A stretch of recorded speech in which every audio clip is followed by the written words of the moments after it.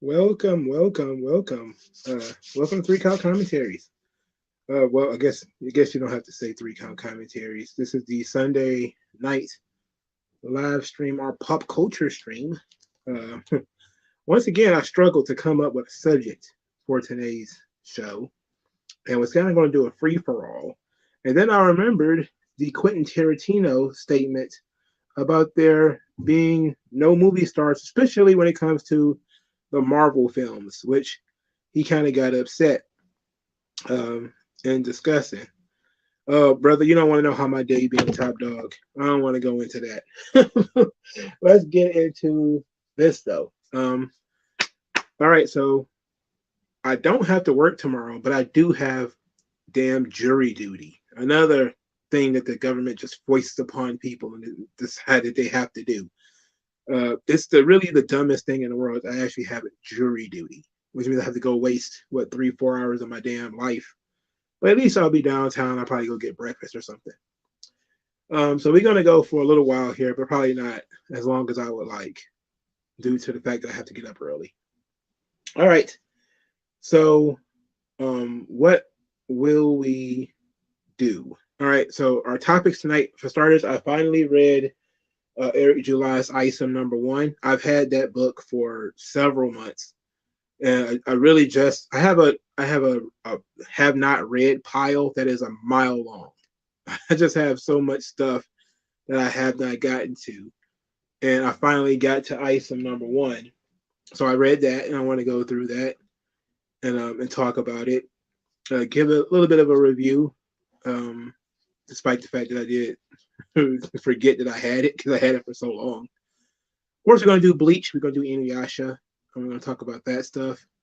I'm not as far along in Bleach as I probably would have been in Naruto. I'm not as binging Bleach like I would with Naruto.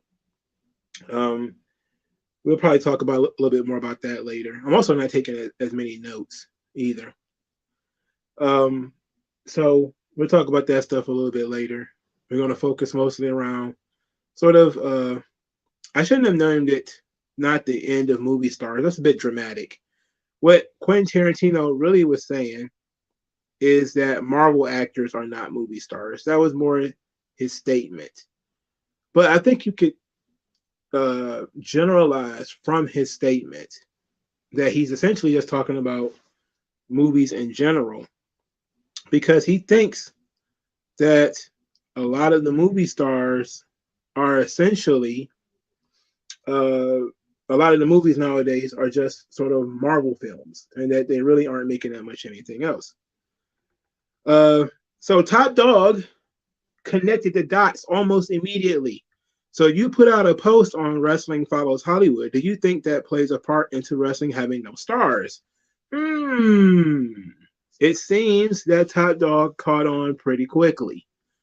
Um, I was actually going to pop quiz everybody to see what I was going to say, but this is the general idea that we were going to connect the dots between wrestling and Hollywood.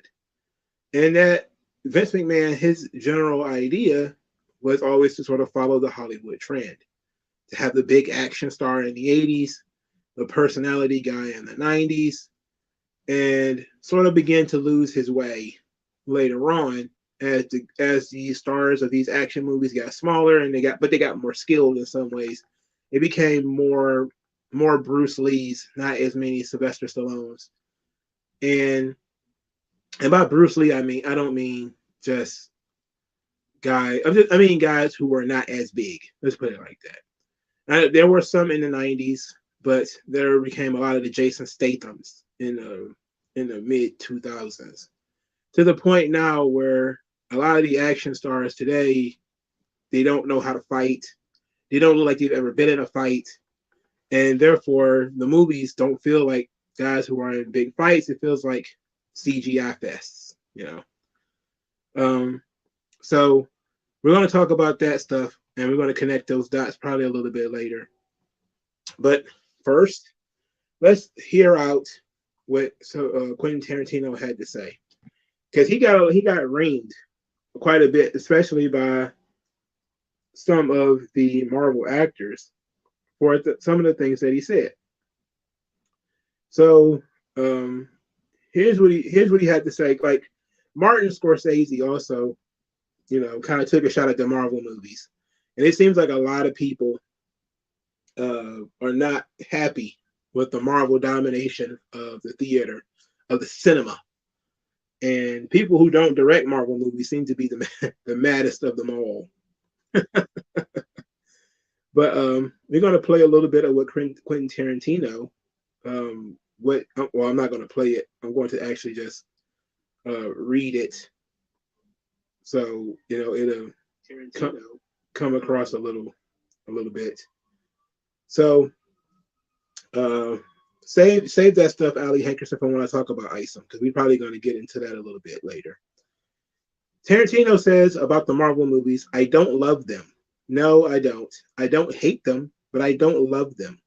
I mean, look, I used to collect Marvel comics like crazy when I was a kid. There's an aspect that if these movies were coming out when I was in my 20s, I would totally be fucking happy and totally love them. But they wouldn't be the only movies being made. They would be those movies among other movies. I'm almost 60, so I'm not quite as excited about them. He says, my axe to grind is that they're the only things that seem to be made. And they're the only things that seem to generate any kind of excitement among a fan base or even the studio making them. So it's just the fact that they are the entire representation of this era of movies right now. There's not really much room for anything else. That's my problem. It's a problem of representation. It says part of the Marvelization of Hollywood is that you have these actors who have become famous playing these characters, but they're not movie stars, right? Captain America is the star. Thor is the star. I'm not the first person to say that. I think there's been a zillion times, but it's these franchise characters become the star. Back in 2005, if an actor stars in a movie that does as good as the Marvel movies, then that guy is an absolute star. I mean, people dig him or her, and they like them and want to see them. Sandra Bullock is in Speed, and everyone thought she was amazing in it. Everyone fell in love with her. They were excited by Sandra Bullock and wanted to see her in something else. That's not the case now. We want to see that guy keep playing Wolverine or whatever. So that is pretty amazing. Now, the statement was also made by Anthony Mackie, who is a Marvel actor, believe it or not. And he said this long before Quentin Tarantino. So I'm going to play what he says, and I'm pretty sure we're going to get some more of the same. But I just want to make sure everybody's on the right track here. Business has gone to, like, there are no movie stars anymore. Like Anthony Mackie isn't a movie star. The Falcon is a movie star. And that's what's weird. It used to be with Tom Cruise and Will Smith and Stallone and Schwarzenegger. When you went to the movies, you went to go see the Stallone movie. You went to go see the Schwarzenegger movie. Now you go see X-Men. So the evolution of the superhero has meant the death of the movie star. And that's the fear now, because you're now making movies for 16-year-olds and China. And that's it. You think of some of your favorite movies growing up, those movies wouldn't get made today. Goonies wouldn't get made today. Halloween wouldn't get made today. Thing wouldn't get made today. So, Quentin Tarantino, Martin Scorsese, Anthony Mackie of this bunch is the only person who's worked a Marvel movie before. But they're all saying it, that Hollywood is struggling to make new actors, but they don't really care about making actors because they own the intellectual property, they own the characters. So you also had Jennifer Aniston, who also, like, I think Jennifer Aniston is wild mid. She's just as mid as they get, especially for a white lady in the mid 90s. But she mentioned that there are no movie stars anymore. But she also has critiqued the culture of Hollywood in general. She says, I'm a little choked up in talking about how people really still love Friends. Because I feel like it's dying. There are no more movie stars. There's no more glamour. Even the Oscar parties used to be fun. In other words, she says that even Hollywood isn't as fun as it used to be. So in talking about this, TN Pyro says he sees more horror movies now than ever. But I think that a lot of the stuff that's coming out has become very cookie cutter. But uh, what I think Tarantino and Anthony Mackie and all these people are saying is when you look at the success of Marvel and what they have done with the branding, is that you only see franchises now.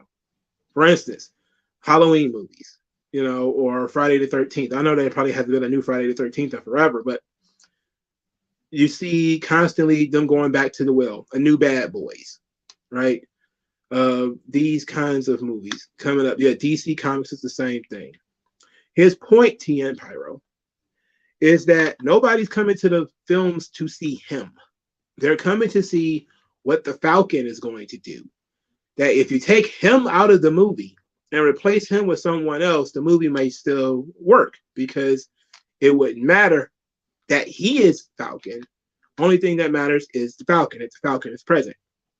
And you see that also with a lot of the replacement characters that you see in Marvel and DC and stuff like that. These companies are banking on you caring more about the characters and the actors. Remember the whole recast T'Challa thing? They chose not to do that. Decided, okay, we're just going to go and put somebody else in the suit because you don't really care about the suit. You don't really, well, you care about the suit more than you care about the actor. You don't, it doesn't really matter who the actor is. We could put anybody in the suit. But since we could put anybody in the suit, it doesn't have to be Chadwick Boseman. It doesn't have to even be a man. It could be a woman. And this kind of attitude, I wouldn't even call it the Marvelization because it's not quite Marvel's, it's not quite just Marvel. It's been going on in music. It's been going on in television. It's been going on for a long time. They didn't recast Black Panther because they didn't have to. That's the point, though. The point is, if they felt like Chadwick Boseman was important, they would have probably recast him. But because it doesn't matter who you put in the suit, as long as it's a Marvel movie, you don't have to recast them. That's why you can write movies where you kill off characters like Iron Man or Captain America or whatever, because you'll just find somebody else. You'll always have that Marvel branding, and you could just find somebody else to fill that suit. And then you do. And then when that person that you're going to have fill that suit, it can literally be anybody at that point. And this is what not just the Marvel movies have done, it's what the Marvel comic division has done. They say that people are just absolutely positively attracted to the Superman title. So we could turn Superman into a gay boy, and you're still going to come and buy the book because you're into Superman. So if we call him Superman, we could do whatever we want to with him. Doesn't even have to be a man. Doesn't have to be an adult.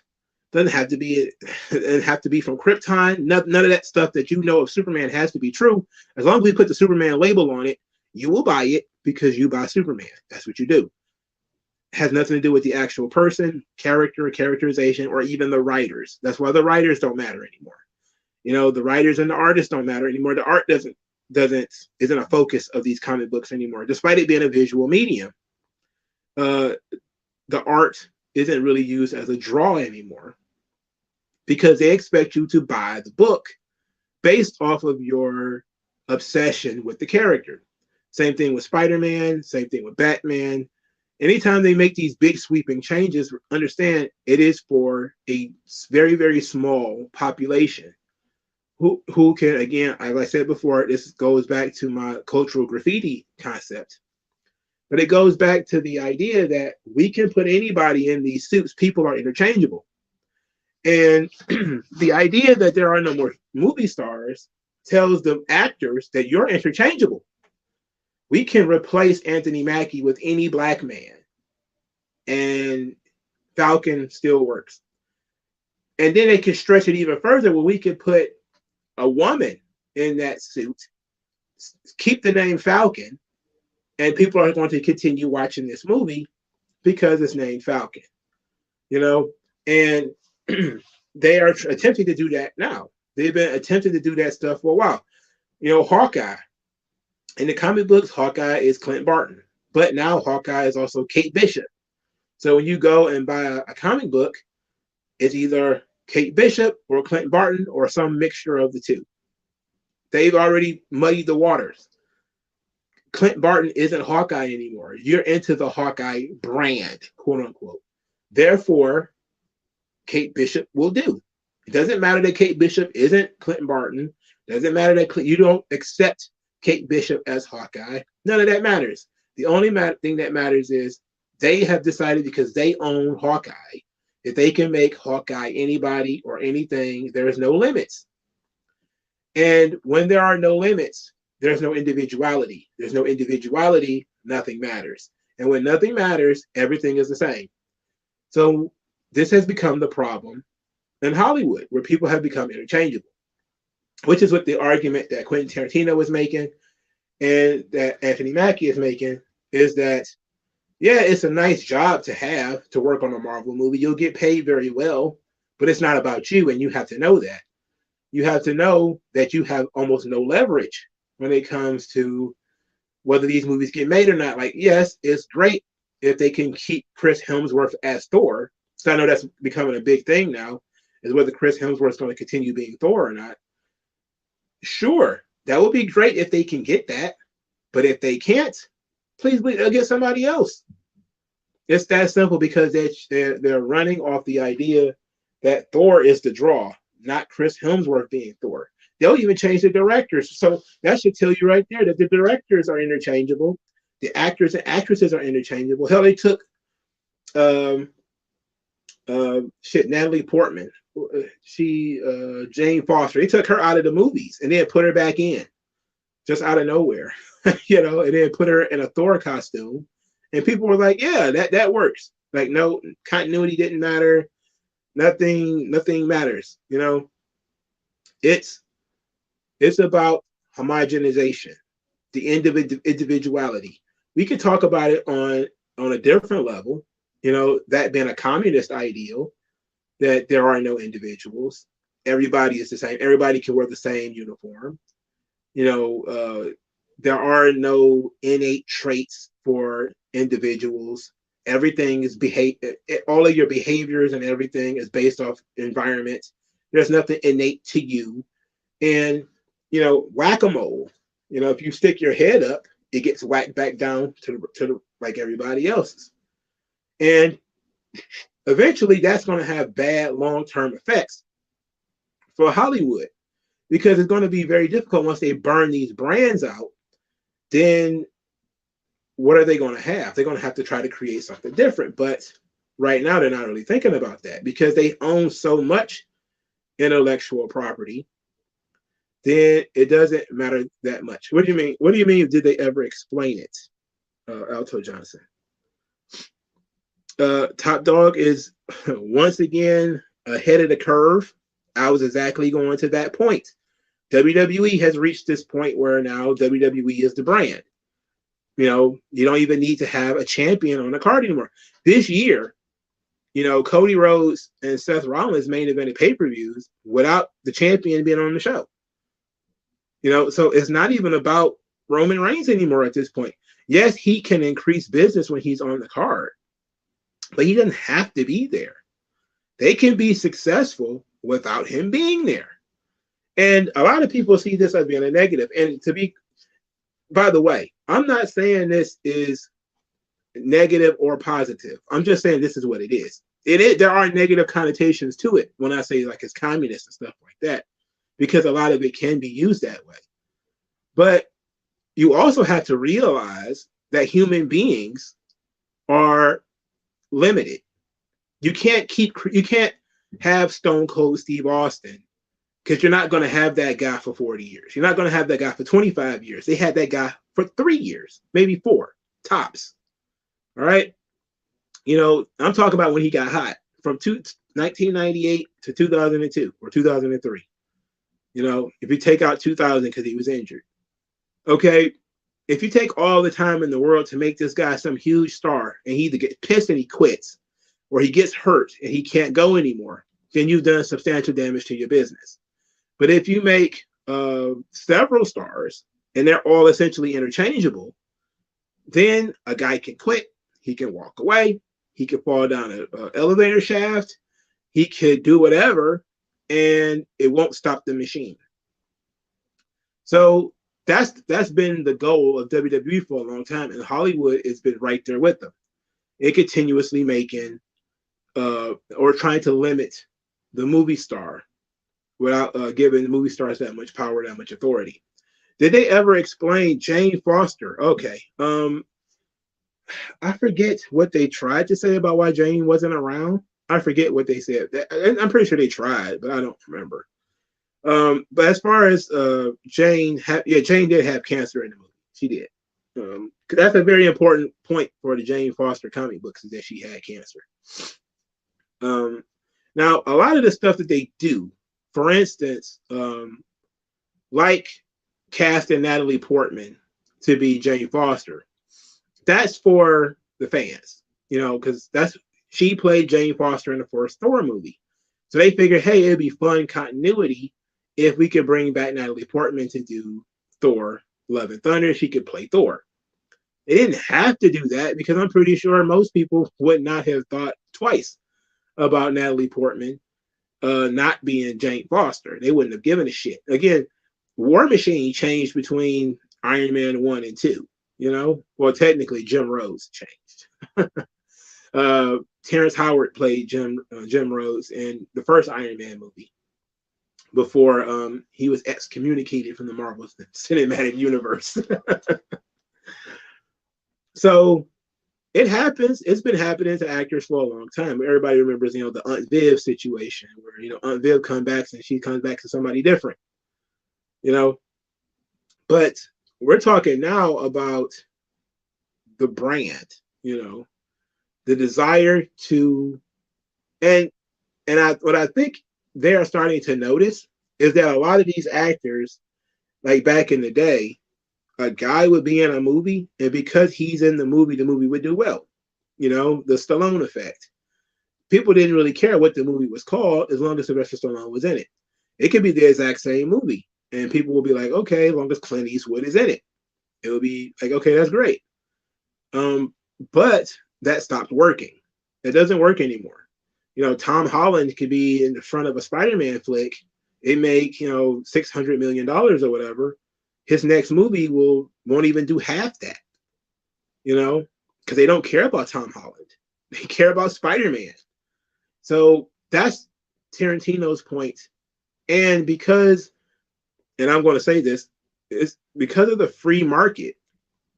The free market basically set the situation up that the movie industry is responding to the success of Marvel. That's the thing. So it's become, you know, because everything, we used to say things are copycat industries, but pretty much all industries are copycat industries. People are going to copy whatever works. So as soon as Marvel started to work, you started seeing DC try to do it. And then Universal tried it with their their Universal Monsters movies. And you're trying to see other people starting to say, oh yeah, all of these movies are in the same universe. Even though Marvel didn't, you know, start that. You know, Silence of the Lambs had a cinematic universe long before Marvel did it. Silence of the Lambs had several movies that were sort of spin-offs and stuff like that. You also had the Unbreakable sort of cinematic universe. What's the fucking guy from the Sixth Sense? Well, not Sixth Sense. Was it Sixth Sense? But they had Split, they had Glass, they had so many of those movies that were set in the same universe. And then they did the big one at the end, Glass, which I thought was, you know, I don't know, because I saw the Unbreakable, then I saw Glass. I didn't see the middle one. I didn't see Split, so I don't know. how it came across. But I know Silence of the Lambs had several of those movies, Red Dragon, Hannibal, that were all interconnected in a way. Sometimes they were just a continuance of the same story. Um, so yeah, Bruce Willis was in Unbreakable, but I forget what the name of the actor. I'm not the actor, but the director. That's who I was thinking of. So the end of the movie star is basically everybody's going to be enveloped into the Marvel Cinematic Universe eventually, only to be killed off at some point, like Angela Bassett, and then have to return to doing regular movies and TV shows. So it's basically like, catch this lightning blade and hold on as long as you possibly can. M. Night Shyamalan. Okay, there we go. So yeah, it's gonna be like catching the end of a lightning bolt and holding on to it, because that's the only chance you got. If you get into the Marvel movies, you can make a fantastic amount of money, but you're not that important. Like only in Marvel you kill off Angela Bassett in a movie. in like near the middle of the movie, a little over the middle, but like near the middle of the movie, and she's killed off. She's like the biggest star in the flick, and she gets killed off. Why do you think that is? Because people are kind of like, well, it's not about her. The character she plays needs to die, so she's dead. Period. That's end of story. And they have all the leverage because she's just an actress in this movie. They really could have gotten pretty much anybody to play that character, and they do that out of the hopes that they can actually get some people to care about the movie because Angela Bassett is in it. Like, they're not completely abandoning the idea. Like, WWE doesn't completely abandon the concept that one person can draw more. Then, they don't abandon that idea. That's why they'll occasionally bring Cena back. That's why they'll occasionally bring Austin back. They'll occasionally cause somebody who actually has some drawing power in the past and bring them back in order to add to the ensemble. But generally speaking, on a week-to-week, month-to-month, quarterly basis or whatever, they're not looking for somebody to be head and shoulders above everyone else. They're looking for somebody to do just enough to move the brand forward. And part of being a person who moves the brand forward is that you have to check your ego. You have to realize that it's not about you, that they will replace you. And that in some cases, they're going to have to. In some cases, they've already planned to. So a lot of these actors, like I've seen so many actors say like, oh yeah, I probably wouldn't go back to the Marvel movies even if they asked me to. And it's like, yeah, you're probably not going to be asked, because they have so many other things going on, and they're constantly pumping out these movies, and they're constantly pumping out this content, and they can only do that if the actors don't matter. And then they actually get to do what they really what they want to do.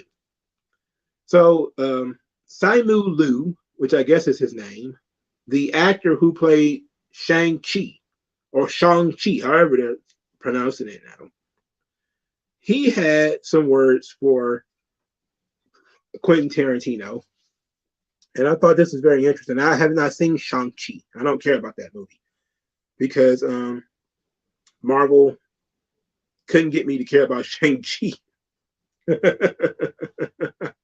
I don't care about Shang-Chi, man. So he says, if the only gatekeepers to movie stardom came from Tarantino or Scorsese, I would never have had the opportunity to lead a $400 million plus movie. I am in awe of their filmmaking genius. They are translucent auteurs, but they don't get to point their nose at me or anyone. Point their nose. It is insane to me, because this guy actually proves Tarantino's point. What other movies was this guy involved in? If this was a generally old school Hollywood, he never would have played Shang-Chi. They would have dumped a bunch of money to get Jet Li or somebody like that, somebody who has some real cachet. They would have dumped ton of money into Jackie Chan or Jet Li or somebody like that to play Shang-Chi in this movie. The reason why they was able to go with a guy like Simu Liu is because it didn't matter as long as he was Asian. It didn't matter who played Shang-Chi because the movie wasn't about the actor. The movie was about the character and was about we're going to put the Marvel tag on it. So it's going to be okay. It's going to do okay because the Marvel tag is on it. And the idea that it made $400 million is like, okay, take the Marvel tag off of it and let's see how much money it makes. You know, don't, it's the same thing with Ant-Man, same thing with Captain Marvel, same thing with Black Widow or the Eternals or some other stuff like that. Take the Marvel tag off of it. And if you think it was a flop, it probably would have flopped a lot more if the Marvel tag wasn't on it. So I think this is a very interesting subject because wrestling has done the same thing.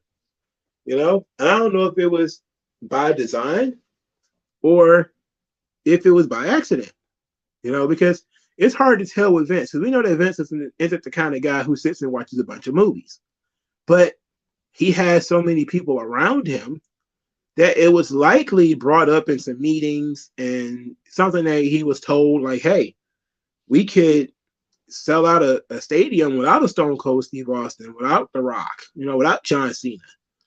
We could, if we strengthen our brand strong enough, we do the right gimmick match, the Royal Rumble, the Money in the Bank, or whatever the case may be, we can actually sell this building out without needing John Cena.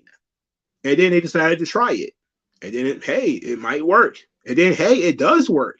So then a couple of times a year, you can do big shows without your biggest stars, you know? So it's an interesting concept. And it depends on what kind of fan you are. You know, if you're into only the mega stars, the Ultimate Warriors, the Hulk Hogans, the Rocks, and those kinds of guys, then yeah, you're probably going to think this stuff is quite terrible because you want to see guys who are head and shoulders above everyone else and can drag other people to good stuff rather than a bunch of people who are pretty good at everything but not great at anything. And I like these guys today, but I'm going to be honest. You know, that's just kind of how it is. You know, a guy like Seth Rollins, I'm a big fan of Seth Rollins. I always have been. But if it was 1998, would Seth Rollins be a top guy on WWE Raw? No. He'd be a top guy on SmackDown? No. He's a good enough talker to be a solid mid-card guy. But would he be a top level guy? No. Roman Reigns would not have gotten as much time to find this character in 97 or 98. It would, for starters, the storytelling was completely different. You know, there was less drama in the Attitude Era. And I know there was a lot more dramatization, but there was less drama, you know, like the story of taking our time and telling the story of Roman and Jey Uso. That's something you can only do today because of the way WWE operates today. You couldn't have done it 20 years ago. You know, you couldn't have done that in 2002. People would have been like, I don't want to see this. I don't care about this. Or punch him in the head, punch him in the face. There would have been a lot more of a push towards violence and, you know, Jay hitting Roman in the head with a chair for great dramatic effect and all kind of stuff like that. It would have been completely different. Like this storyline would not still be going on if it was 1998. The Bloodline storyline would have been over with. So there's a positive to doing things differently today than they would have done them in the past. Is that now because we can things are a little bit more malleable about who the stars can be. Sami Zayn can be a star. You know, you got a guy who doesn't have the conventional action star look. He has, I always call him like a sitcom character. Like I always compare Sami Zayn to like Kramer when Kramer comes in on Seinfeld, or JJ from Good Times, and the studio audience claps when he comes out because they know he's about to say something and do something silly. And he's good enough that he can actually do the dramatic stuff too. But he's not an action star. You know, wrestling is built on action stars. Roman Reigns can be an action star, but he's spreading his wings by doing drama, you know, because he's done big budget action movies, you know, the big matches with Brock Lesnar and AJ Styles and Bryan Danielson. He's already done that stuff. Now he's getting a little bit older. He's not wrestling as many matches. He's going more on the dramatic, you know, his matches are getting longer, oddly enough, but they're slower, more methodical. He's, you know, he's dragging the audience along through his stories, and he's a lot more over than he used to be because people are more interested in his character now than they were before. They were interested in the strength and power of Roman Reigns before. Now they're more interested in the complex character that Roman Reigns is. And WWE kind of fell backwards into this because I think Roman actually works as one guy who can increase business, surrounded by a bunch of guys who on their own, they will never increase business. And most of them don't look like movie stars or action stars at all. They don't have the physique. They don't have the size. They don't have the charisma. But if you put them in the right situation, you know, if you create the right dramatic appeal and let the characters do what they do, they'll be over, you know? And I think Sami Zayn is a perfect example of that. Of a guy who, if he would have walked backstage in WWE in 1999 or 2000, he barely would have gotten out of shotgun Saturday night. He wouldn't have got off of Velocity.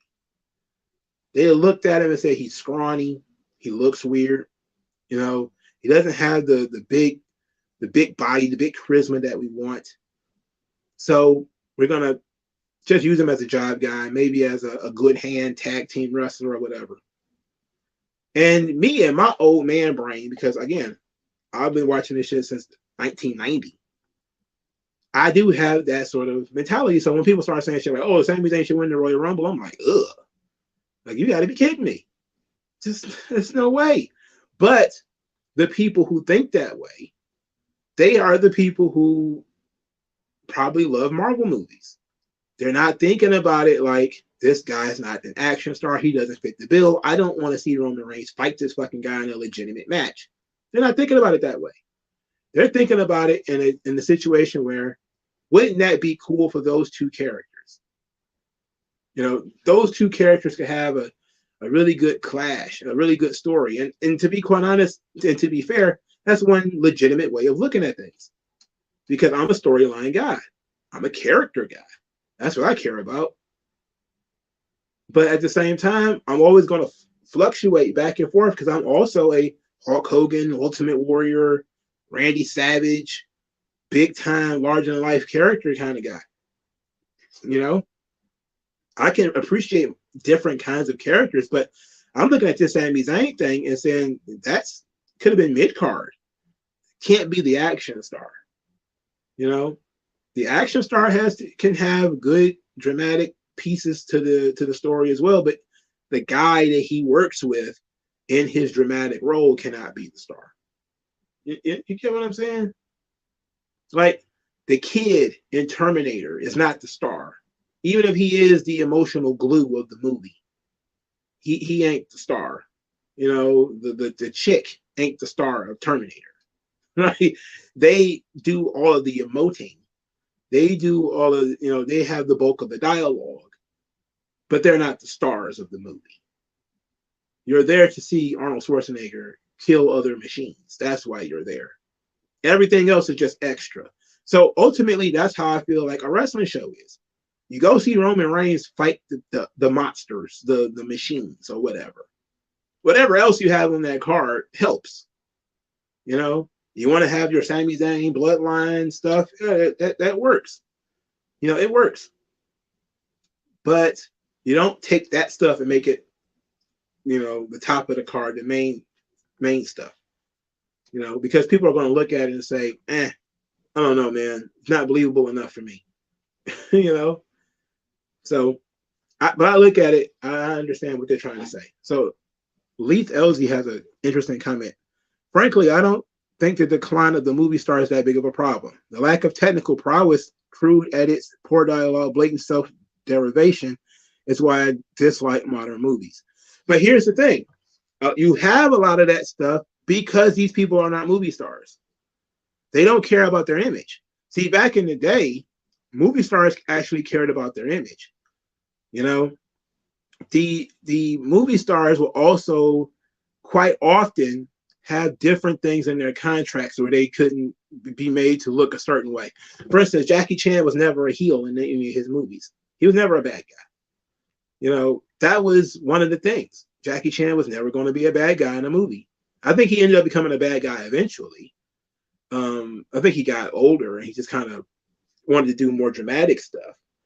But it was always, if you offered a movie to Jackie Chan, he had to be the good guy. You know, there will also, like, you will also see these movies where things would seemingly happen for little to no reason. Actors who must show their face in the movie. You know, people who you can never see me die in a movie. You know, actors used to have all of these crazy rules because they were movie stars. They would have all kinds of crazy rules. You know, but now you don't see that stuff anymore. If Chris Hemsworth was really a movie star, a lot of the stuff that happened in Thor: Love and Thunder would not have happened.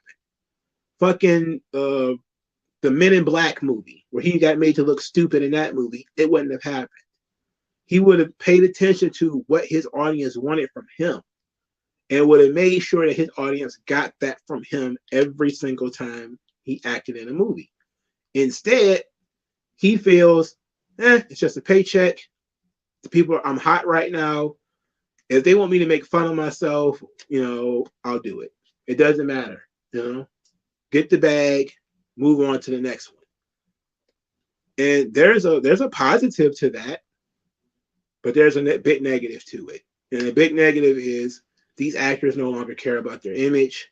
They don't care about attracting an audience to the next film. They don't care about being consistent to previous films.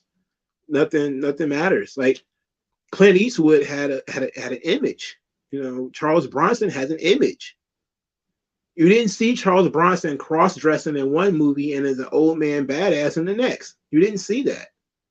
You know, that kind of shit didn't happen. You know? So it's really, really bizarre, but it's actually, if you think about it, it makes a ton of fucking sense. It makes a ton of sense. Let's see. Grace says Sarah Jessica Parker had in her contract that she wouldn't film nude on Sex and the City. Now the women are showing everything. Yeah. You know, there used to be tons of that. I would never do a sex scene. I don't want to show my breast, not my real breast anyway. All that sort of stuff. But Hollywood has gotten to the point where actors don't really have that much cachet anymore. You know, you got to do what's in the contract. Oh, I get killed a third of the way into the movie. Some people used to say, "Nah, you know, I don't want to get killed halfway into the movie. I don't want to get killed at all." And now the directors are like, "Nah, we're going to kill you. We're going to kill you." Lorenzo Granger says James Bond used to be standalone adventure movies. Yes, they did. Now, I actually did not hate the idea of building stories around James Bond. I didn't exactly hate that idea. Is to tie the movies together. Because a lot of those older James Bond movies, they felt like TV shows now. You know, like episodes of Miami Vice or something like that, you know, where you get the entire story in one movie and that's that. It's all done. It's all nice and tidy, and you don't have to watch the next one if you don't want to. But you want to watch the next one because you like it, not because you absolutely need to, though. So, but some people like those. Like I see, you know, Lorenzo Granger, EJ Supreme says he misses those things, or he or she. He misses the way the James Bond movies used to be, you know. And to be quite honest, there is some positivity to that, you know, because now you don't have to chase down the next movie, you know. So there it is. You know, here Darren Gordon Hill just jumps right in. We went to the movies for the stars. Exactly. And that was the point. The point is you go to the movies to see the stars. Now they're saying we go to the movies to see the characters. Uh, it's very, very difficult because it's hard to argue against it because you can tell that it started with James Bond, something like that. You know, James Bond, it became who's your favorite Bond? And eventually, in 15, 20 years, it's going to be who is your favorite Captain America? Chris Evans or this guy or this guy or this guy. Who is your favorite Captain America? It's going to be that way in 20 to 25 years. Most of us will be too old to give a shit, but that's kind of how, that's the direction that it's going in. It's going in the direction of who's going to be your favorite Thor. Uh, it's going to be very hard. Yeah, everybody, good, well wishes for Darren Gordon Hill. He's in the hospital on IV. You're going to be okay, man. Alto Johnson says, how will you rebuild those franchises like Terminator and Rambo and others? The thing is, I don't think you can. I don't think you can. And to be quite honest, I don't think you are meant to. I think that everything has its time. I think that the Terminator films, they had their time. You know, machines were a lot scarier in the 80s and 90s than they are now. You know, that's like I don't think you can redo the Matrix. Like sometimes things just happen and they get right onto the zeitgeist of something. Like they're in the early 90s, for some of you who might be too young, we were really into the man and machines. There was tons of that kind of shit. There was Terminator, there was RoboCop, there was Universal Soldier. You know, Cyborg really became a popular character in DC Comics. Marvel had a character, Deathlock the Terminator, half man, half machine, even though Deathlock was created years before. But you started seeing that kind of stuff everywhere. The man meets machine, half machine, that kind of stuff. It started popping up everywhere. It had its time. You know, you can't go back to that. You can create new things, which is what you should always be trying to do. But you can't recreate Rambo. You know, like I don't think you can recreate Rambo. You know, I don't think you can recreate Terminator.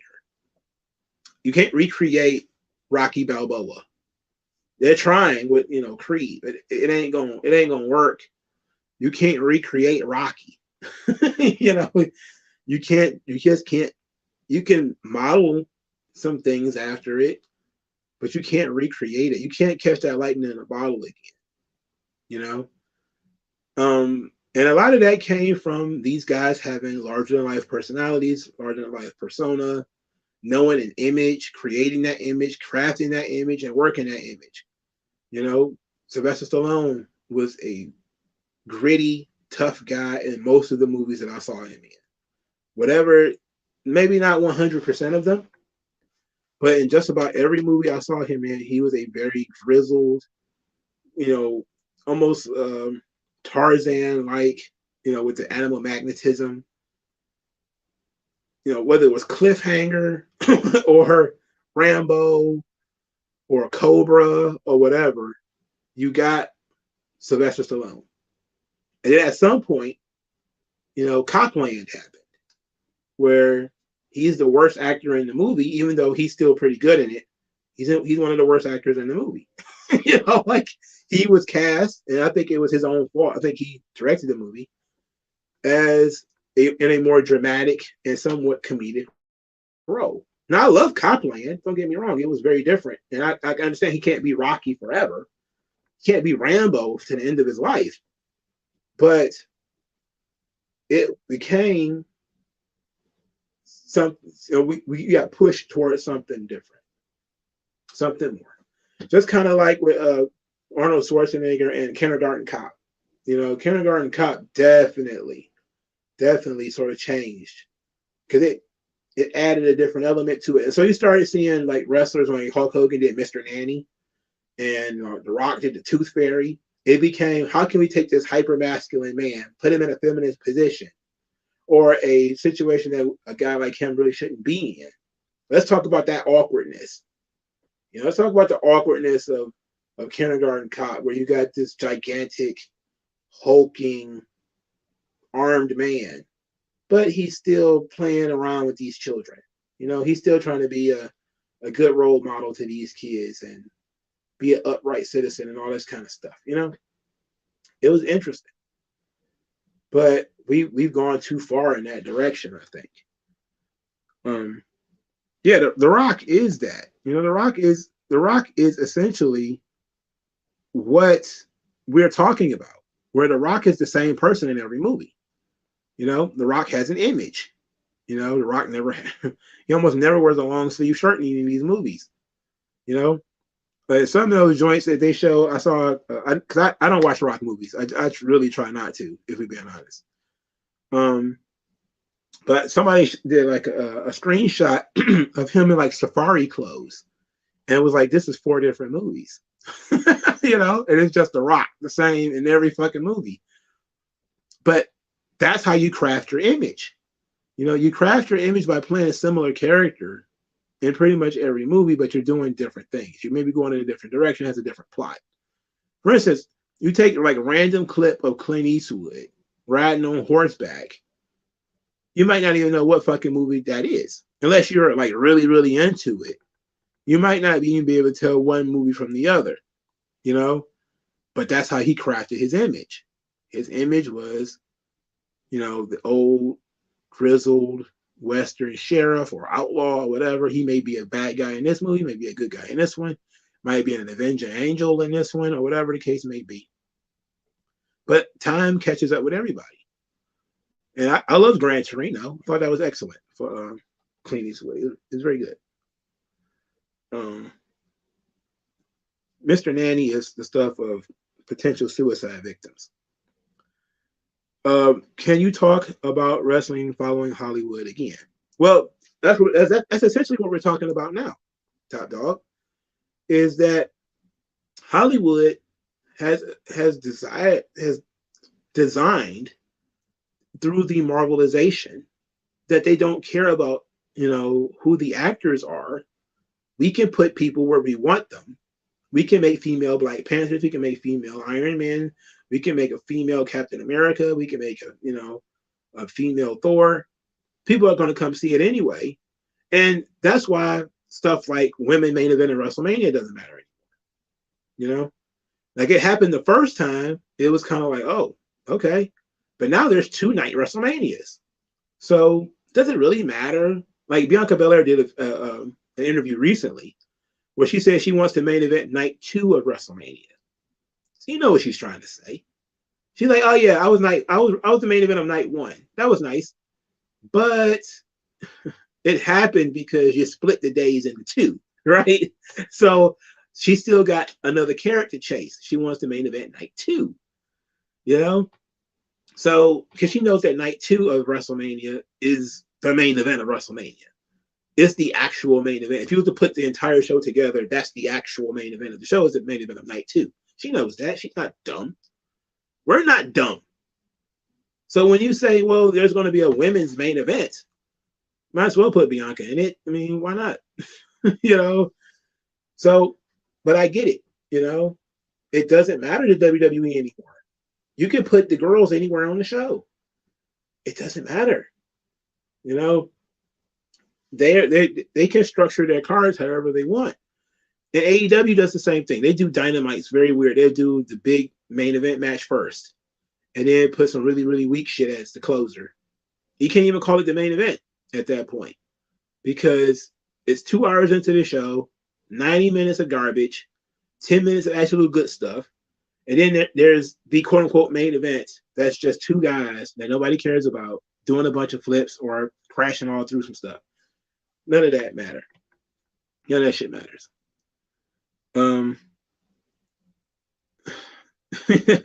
WG Phil says night 2 of WrestleMania is always underwhelming because that's where a lot of the hype goes, though. Sometimes things just can't meet the hype, and WWE has mastered the art of let's make everything super, super hype, and it's very, very difficult for them to meet that hype.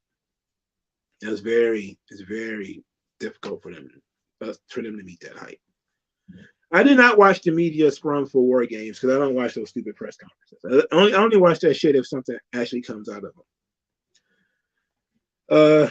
So Top Dog said, so would John Cena and Stone Cold Steve Austin be a Stallone and movie stars from the 80s? Yes. They would be the franchise players.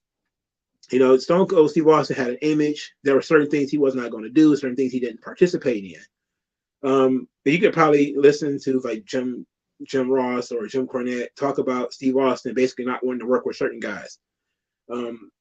Steve Austin didn't want to work with Jeff Jarrett. He didn't think Jeff Jarrett had enough of an edge. He didn't think he was tough enough. He thought his work was a little too light. Didn't want to work with Jeff Jarrett. Didn't want to work with Mark Merrill because he got powerbombed by Sable. So destroying Mark Merrill's image and Stone Cold Steve Austin's eyes. He didn't want to work with him. He had an image. He was in control of that character. He was the star of the show. He drove the ship. He decided this guy good, this guy not so good. You know, he didn't want to do a job for Triple H, so he did a job for Mick Foley, who he respected. And then Mick Foley did a job for Triple H. You know, that kind of stuff. That's the kind of shit that happens when you have stars.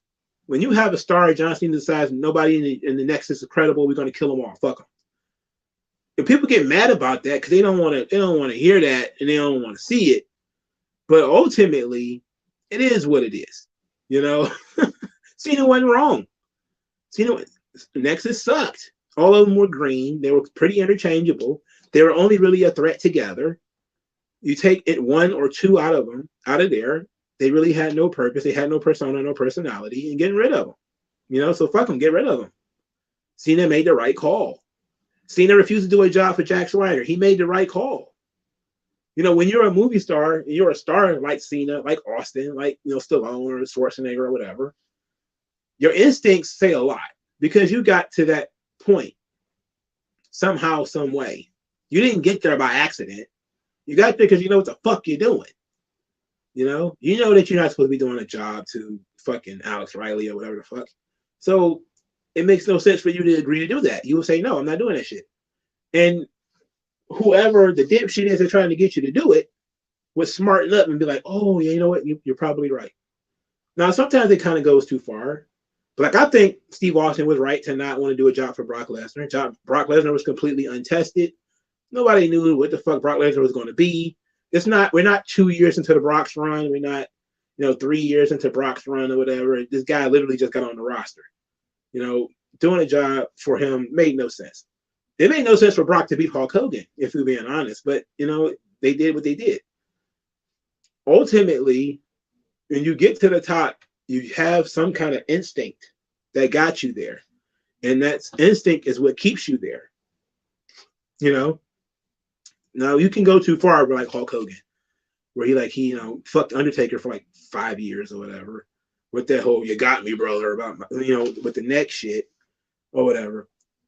Yeah, sometimes you can go too far and you can abuse that. But for the most part, these dudes were not making wrong decisions. He did. Some of them didn't make wrong decisions. Shawn probably made a wrong decision by not agreeing to lose to Vader. That was probably a mistake.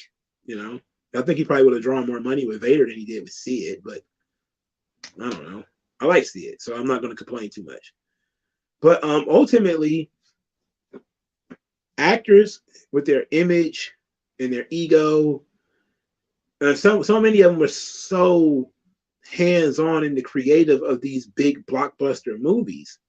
Like Stallone was writing and directing Rocky. Nobody's going to come into there and tell him what the fuck Rocky was going to do, or that Rocky was going to get beat by some J-Bron in this movie, and it didn't make sense to him. He's just going to go through with it anyway. He's fucking writing Rocky. He's helping to direct Rocky. He knows what the fuck Rocky knows, the ins and outs of Rocky Balboa. No different than when you talk about Stone Cold Steve Austin. And how he had such a heavy hand in his own creative. He knew what he was doing. He had his hands in the pot to the degree of he knew who he's supposed to be working with and who he couldn't work with. Well, who he shouldn't be wanting to work with, who he shouldn't be in the ring with. And The Rock complained probably less than Steve Austin, but you saw how The Rock treated certain people that he shouldn't have been in the ring with, like he did with Billy Gunn. He just completely embarrassed him, humiliated him. You know, Shawn did the same thing. If you weren't supposed to be in the ring with Shawn Michaels try to find some way to humiliate you. And it's mean, it's fucked up, sure, but you know, guys who are driving the ship, they're making the decisions. You know, nowadays none of these actors really have any authority. They make a lot more money. They make a ton of money, but they aren't driving the ship anymore.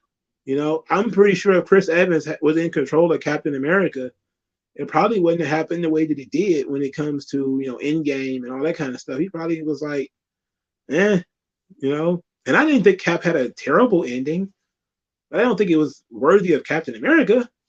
You know, he just kind of got de-aged and went and lived through time. And I was like, that's weird. Why? That's weird shit. My name is Billy. It doesn't matter what your name is.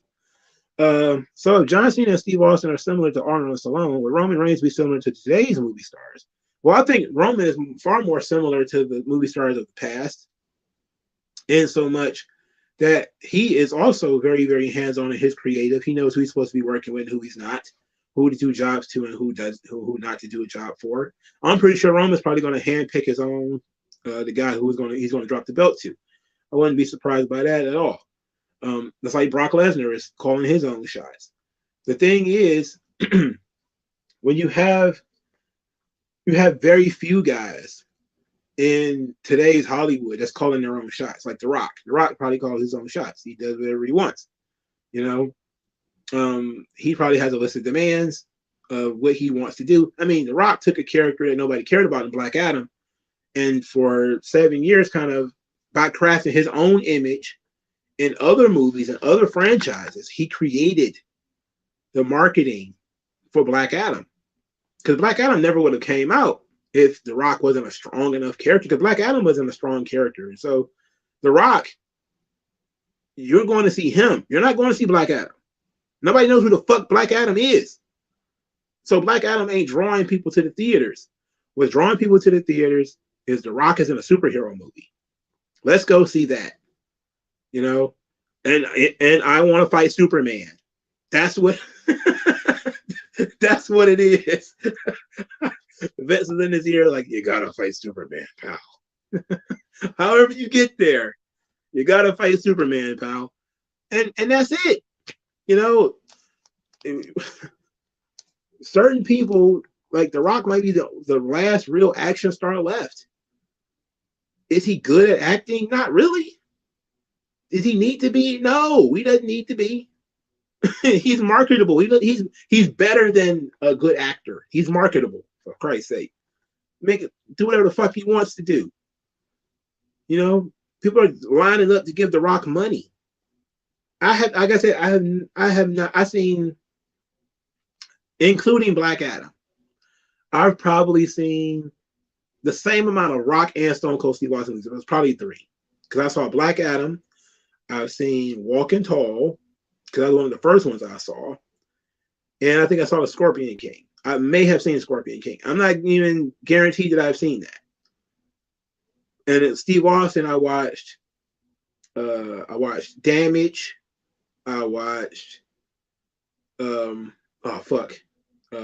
Razor Fist just did a video on this movie recently. But The Condemned and that movie Razor Fist did a video about. I watched that movie too. So I watched the same amount of Stone Cold Steve Austin movies as I've had Rock movies.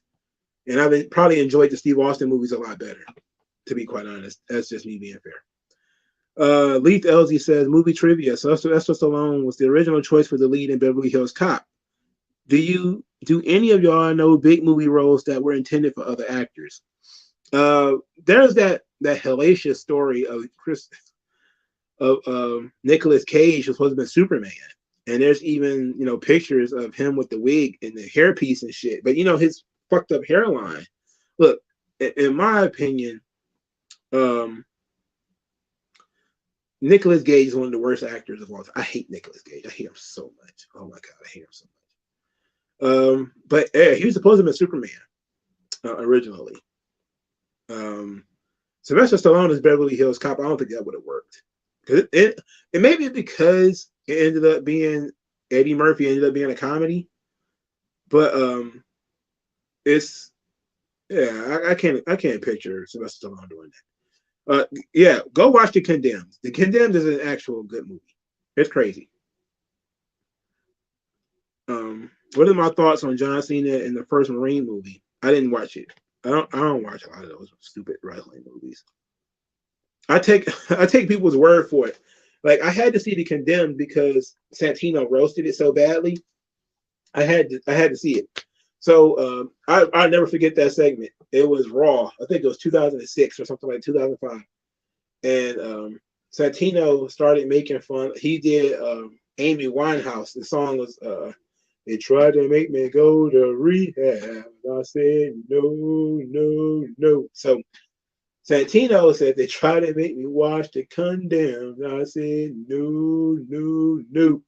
And it made everybody laugh. It made me laugh. So I was like, I gotta see this fucking movie. I gotta see how bad it is. I got it on DVD. It's not trash. It's not awful. It's not bad. It's not bad. Hunt to Kill, that's what it's called. Yeah. The that's the other Stone Cold Steve Austin movie I watched. It was Hunt to Kill, I watched Damage, and I watched The Condemned. There's another Stone Cold Steve Austin movie I was supposed to watch. I never got around to doing it. I would rather watch Steve Austin movies because they're generic action movies. I would rather watch those than watch The Rock do bullshit in Disney films. I'm not interested in that. Let's see. Would you consider Batista similar to John Cena, where he's similar to Arnold? No, because for starters, Batista is obsessed with being an actor. He don't want to be an action star. You know, he's a big muscular dude, but he wants to do a range of different movies. He wants to be a real actor. And that's what his whole thing was. I'm an actor. He didn't want to be Drax forever. You know, he doesn't want to be the big villain in James Bond or whatever forever. He wants to play dramatic roles. He wants to be in comedies, and he wants to disappear in a crowd. So let him do his thing. But no, I wouldn't consider Batista to be on that level at all. He looks like the kind of guy who should do that, and he probably should. If you put like a gigantic AK-47 in Batista's hands and had him shooting at randos in the street and gave him a good script, I'm pretty sure people will line up to be like, "Oh, Batista's going to kill a bunch of guys in this movie. It's going to be great," because he's 6'5" or something like that or whatever, and he's huge. But now he's all soft and soylent and everything. I really hate what Hollywood has done to Batista. Like that. That's the number one sign of brain rot to me is when Batista went to Hollywood, because he completely just ceased being the cool Dave Batista that we are, and then he started being one of them. I can't stand that fucking shit.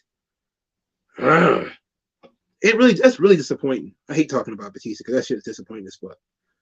The Rock, I'm not that surprised. The Rock, I'm not surprised at all that he became one of them because that's how The Rock is. But Batista, I didn't see that coming. Is Jack Black a movie star? Fuck if I know. I'm not gonna hold you up. I don't know because I don't think I've ever seen a Jack Black movie. I'm pretty sure I have seen one, but I don't know Jack Black at all. At least Elsie said Clint Eastwood and many of past movie stars had average acting skills. However, at least some of those movies had interesting plots. Most of The Rock's movies have no intriguing stories. I agree with that. I agree, and I agree with that whole statement. Like Clint Eastwood isn't the best actor in the world. He didn't have to be. That's the thing about that always kind of flipped my lid about when it comes to people criticizing like Schwarzenegger or Stallone or even Bruce Willis or somebody like that. Well, these guys aren't really good actors. I'm just kind of like, you don't seem to get the draw. Nobody cares about the acting skills of fucking Arnold Schwarzenegger. We don't give a shit. He barely speaks English, for starters. Okay? Nobody cares that he's not the greatest dramatic actor of all time. He has charisma. He has size. He has presence. I know what I'm going to get from him, and I want that. You know, that's what I want. I want to see Arnold go through the jungle, kill aliens. Great. You want to go through the jungle and kill people? That's great too.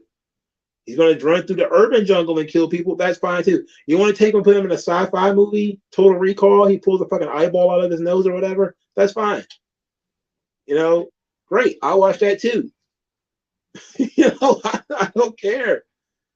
You know, you got Arnold in a movie. Let's see it because I know what I'm going to get.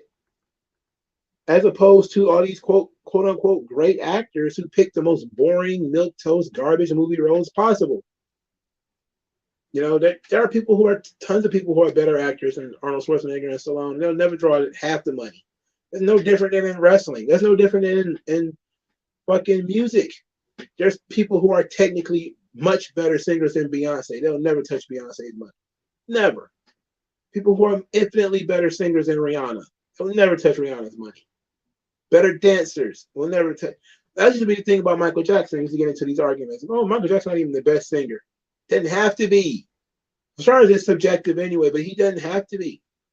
He just has to be good, better than everybody else. That's really that simple. Oh, you found some guy who sings in the choir who's better singer than Michael Jackson. Okay, so what? Did he make Man in the Mirror? No? Okay, well, we have no comment. Did he make Human Nature? You know, did he write Billie Jean? Okay, no. So fuck that guy. I don't care what he's. You know, like Jadakiss used to say, "There's a guy better than Jordan. He can get that break." EJ Supreme says, "Do you think charisma is lacking in today's?" Yes, a spine, charisma, absolutely. Today's actors are so goddamn complacent. They're compliant as fuck too. They just go along with everything. Like the guy who plays the Hulk, he has no business playing the Hulk. You know, he doesn't come across as a guy who should be playing the Hulk. You know, it's awful how they bend the knee to everything, how they just play along with everything. There's no person there. They all just kind of stand-ins for the same shit. You know, and I just don't mean politics. I just mean like generally, you can't tell where one of them ends and the other one begins. You know, because they all believe the same thing. They all think the same way. They all approach every subject the same way. It's embarrassing. It sucks. EJ Supreme says, my favorite Clint Eastwood movies are Play Misty for Me, the Dirty Harry series, The Beguiled, and The Good and Ugly. I liked, Pale Rider. That was one of my favorite Clint Eastwood movies. And also still like Gran Torino. Now, the first Dirty Harry is very good too. He dropped the N-bomb in that first Dirty Harry, though. That was pretty funny. It caught me by surprise when I first heard it. Because I was like, home? Did he just call me a nigga? But I quickly got over it. It wasn't that big of a deal. Somebody says, which WWE superstar on the rosters could be a big star in movies down the line? I think Roman's doing pretty well, but I think Roman has such a handle on his character that it's probably going to be limited to that kind of character. I don't think he can just immediately jump to Hollywood, and it's going to be all good. The Sasha Banks thing, I know a lot of people are really hoping Sasha Banks is going to make it in Hollywood. And I want her to succeed because it's always good as a wrestling fan to see, wrestlers succeed in other arenas. But I've heard Sasha Banks cut scripted promos, man. They ain't good. They ain't good. Especially in recent years, she really got bad at it. So I don't know. But there's a lot of people in wrestling who want to go into Hollywood. Let's just see if any of them actually make it. And I'm pretty sure WWE suggests that they go into Hollywood eventually because, hell, they ain't got no retirement plan for them. 10 years as a wrestler and throw them into Hollywood because why not? Lee Elsie says Clint Eastwood and Richard Pryor were rumored to be the leads in 48 Hours. Also, Eddie Murphy was supposed to be starring in Who Framed Roger Rabbit. Which would you rather see and why? Well, Clint Eastwood and Richard Pryor probably could have had fun together. Richard Pryor being excessively silly and Clint Eastwood that not being part of his image and character and personality at all. It would have been interesting to see how they played off each other. Um, but of course, Eastwood would have been the straight man, you know. But I don't know. I don't know like how that mixture would have come across. That would have been an interesting mix, though. But Eddie Murphy and Who Framed Roger Rabbit would have been a riot. That would have been excellent. I would have loved that. So I definitely would have preferred to see Eddie Murphy and Who Framed Roger Rabbit. Let's see. Top Dog says pop culture trash hurts wrestling in the 90s. Trash TV was a popular thing in Hollywood and pop culture, which gave us the Attitude Era in 2000. Rap culture was a popular thing in the culture. That is true. It's always going to be, that's like, you had John Cena was doing sort of the Eminem thing, which helped a little bit.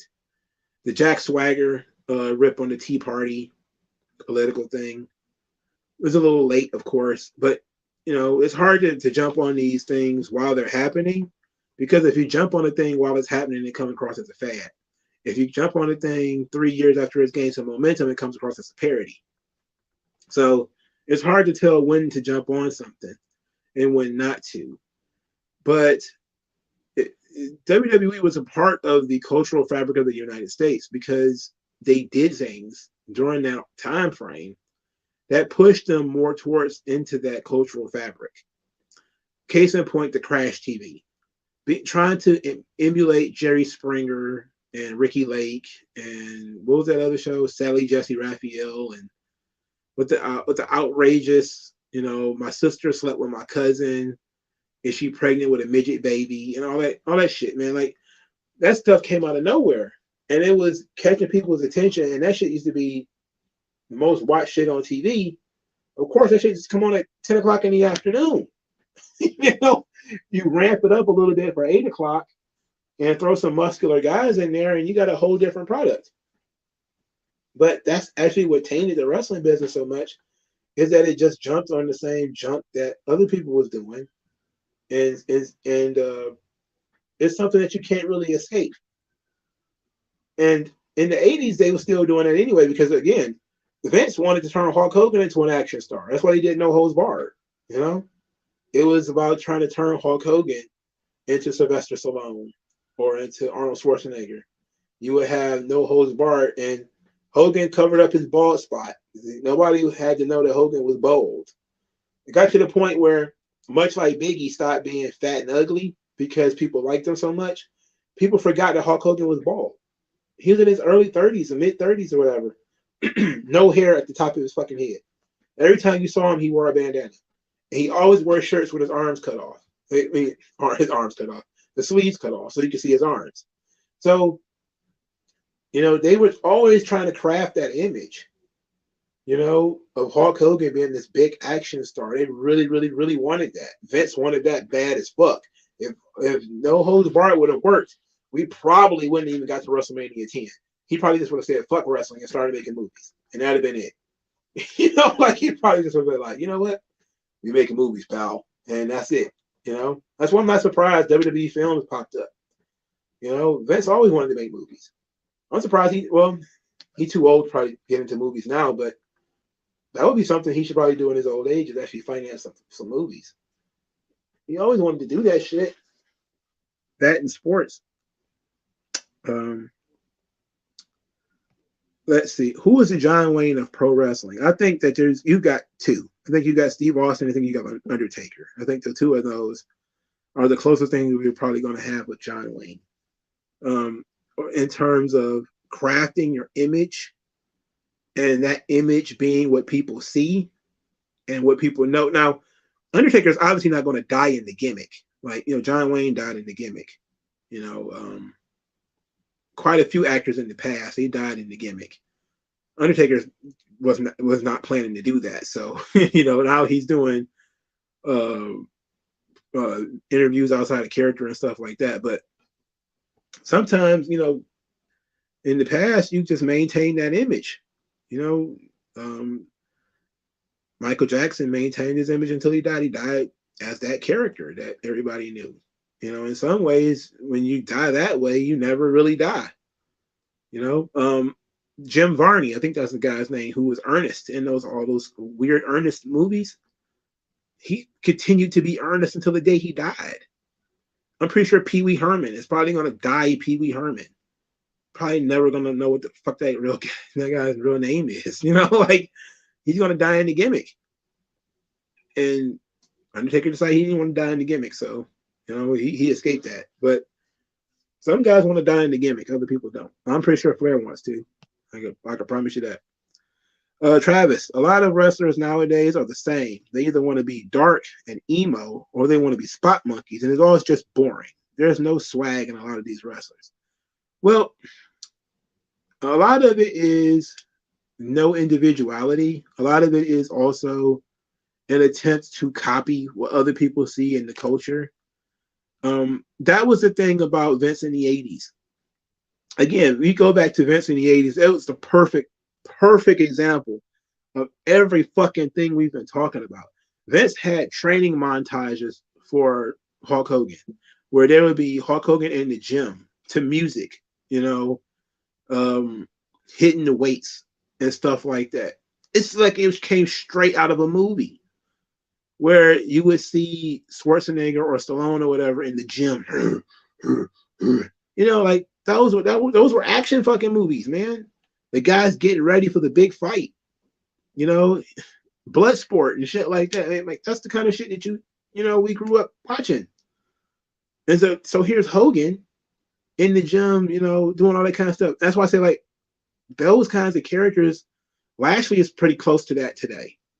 You know, like they did the big thing with WrestleMania. You know, I think they did it for Drew McIntyre too for Clash at the Castle or whatever, where they did like the montage of him training, and you're like, yo, this feels like real shit about to happen, or it feels real cinematic, where this guy is really getting set to go fight somebody, you know. But these dudes today, a lot of them just they want to be cool, and if cool is not who you are, it's not going to work for you, and that's the Young Bucks problem.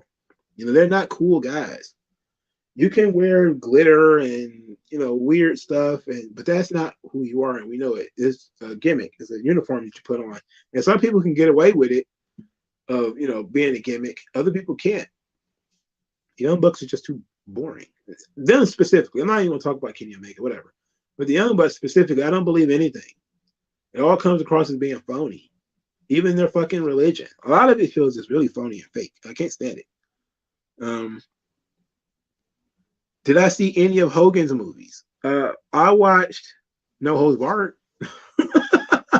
That's the only one I saw. I saw clips of Mr. Nanny, and I was like, yeah, I'm not watching this shit.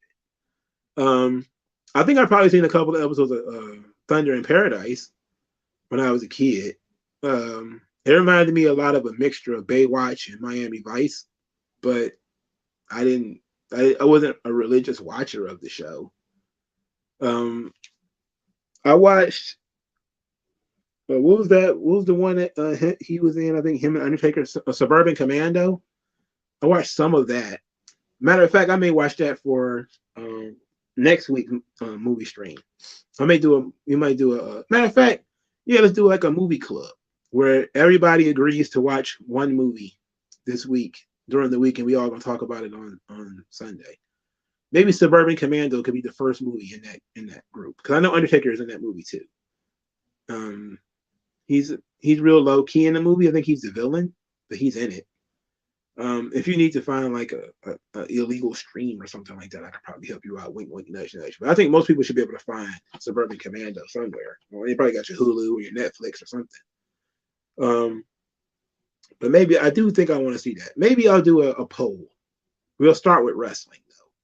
We'll start with movies that feature wrestlers, and then let me write that down so I won't forget it. We'll start with movies that feature wrestlers. And then from there, we'll go into like generic movies. But I like that idea because I do want to see some of these movies, and I haven't sat down and watched them. And if I know if we do like a movie club, or I would do a book club, but I can't tell everybody to go buy a $20 book or something like that, and then they're not going to sit and read it. But most people, watching this are watching a movie. Will watch a movie, you know.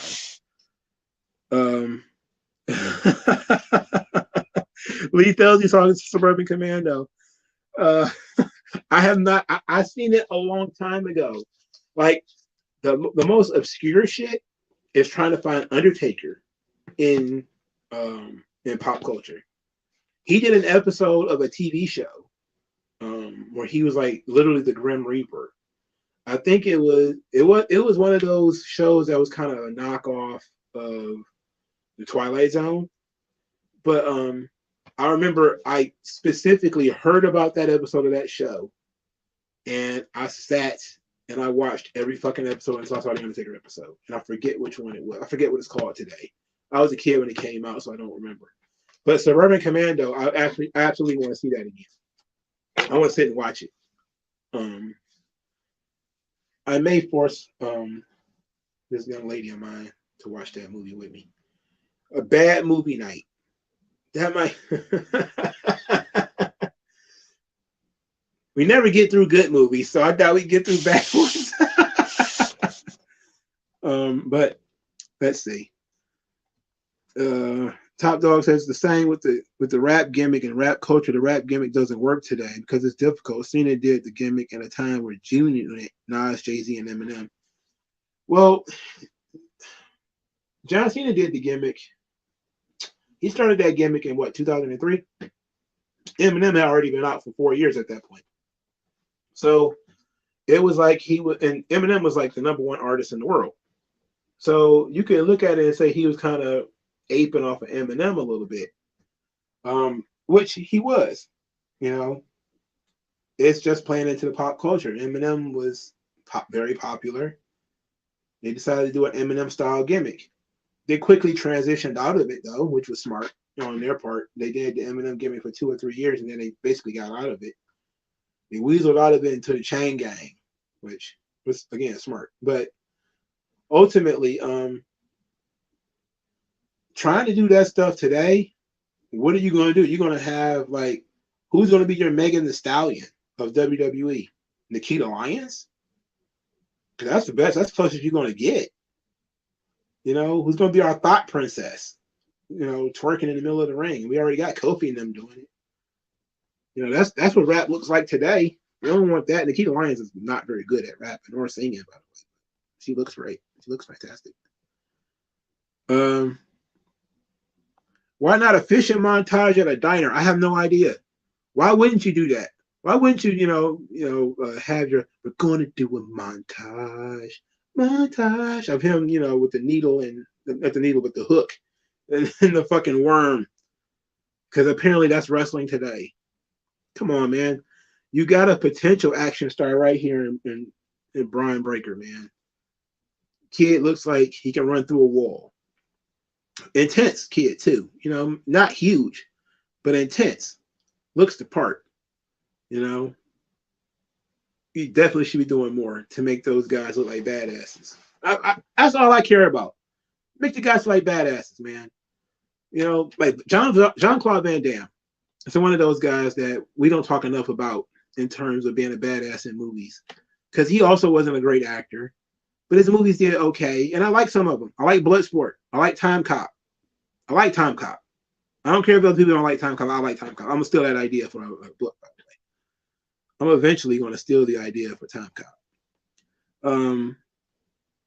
But I'm sitting here just thinking to myself, like, why would they do it? This is my second porn bot, WG Phil. I have porn bots in previous joints. Can we watch China's movies? Oh Lord, come on. I wish I knew anything about soccer. Is that a yellow flag or a red flag? Or yellow card or a red card? You want to watch China movies. Gray says, I don't see a Megan Thee Stallion equivalent passing today. No, nobody will ever get away with that shit. Nobody will get away with it. But when you look at pop culture today, who's dominating it? The women. So if WWE is going to keep up with pop culture, this is the difference between people who want WWE to be quote unquote relevant in pop culture, they're basically saying they should keep doing what they're doing by putting women in the main event, putting women in the opening of the show, having the women's matches be longer than they probably should be, and featuring the women more than the men, putting the women in all the commercials, focusing on the women in all the commercials. That's pretty much what you're asking for. You're saying, well, WWE needs to be more like everybody else and they need to get back into pop culture. It's like, okay, everybody is pushing feminism. Everybody. So, all right, so if you were offended and upset by Becky Lynch, being the man and main event in WrestleMania, and you're sick of that shit, you're tired of that. Stop asking for WWE to do what everybody else is doing, because that's what everybody else is doing. That's what the Becky Lynch experiment was all about. It was about, hey, we're going into a different reality where the women are now the action stars. Salt, Colombiana, so many movies featuring women actors now, and they're beating up guys twice their size, or whatever the case may be. Kill Bill, stuff like that. That's what the Becky Lynch zeitgeist was. It was female action star. That was the general idea.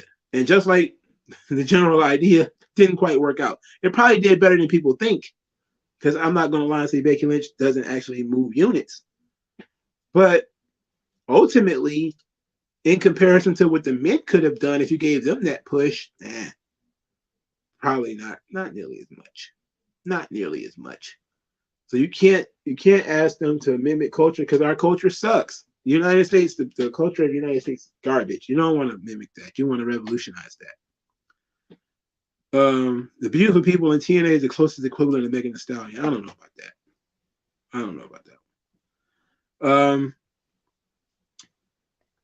EJ the Supreme says, I've noticed that these award shows that I barely recognize anyone. I mean, yeah, I'm 29, but back in the day, even the old folks knew who the new pop stars were. That is true. There's so many pop stars now that sometimes I get caught by surprise. Like this chick who she sang at the Lions Thanksgiving Day game. I had no idea who that woman is. I mean, we were all at work watching the game, and everybody was looking at each other like, who is this bitch? Like, literally, who is she? Like people was pulling out their phones like, who is this? Some people thought she could sing, other people didn't. But people are looking like who is this chick? Like she's big on like Twitter and stuff, but nobody knows who the fuck she is. I still don't remember what her name was, but she's some kind of thick white woman. And it wasn't Adele. Oh, it's a red card. Okay, thanks. Penalty card. It says what thing in pop culture was PG era John Cena based off of?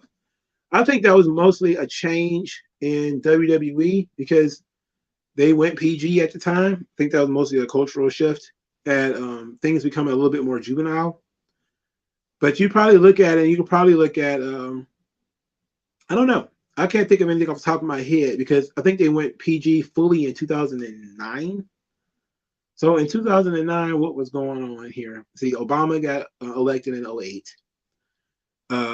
There was, I can't really think of anything that was remotely in terms of the infantilization of the youth or older people. I think that kind of began later, where you started seeing like a lot of childish behavior in older people. So I can't really tell you that, but I think that was mostly just WWE needed to change because they wanted to get away from the Benoit stuff. So that's more of a company culture thing more than a societal culture thing. TN Pyro says, my non-wrestling friends actually know who Charlotte and Becky are. Well, I'm not surprised. WWE put them on every fucking poster everywhere, plastered on planet fucking Earth. They've been everywhere. Yeah, Nicki Minaj. And I was thinking about that too, is I'm surprised we haven't gone in a wrestling Nicki Minaj, sort of era yet. It's coming. I'm pretty sure it is. There's going to be some female wrestler who's going to go full Nicki Minaj eventually. And probably be like super sexual and stupid and everything, and it's going to be real cringe. But That's when things gonna have to change. Things are definitely gonna have to change before that works. Um, so Jaden Young, who do you think is the most mainstream wrestler since The Rock and Austin left? Um, hmm, the most mainstream? I don't know. That's a good question.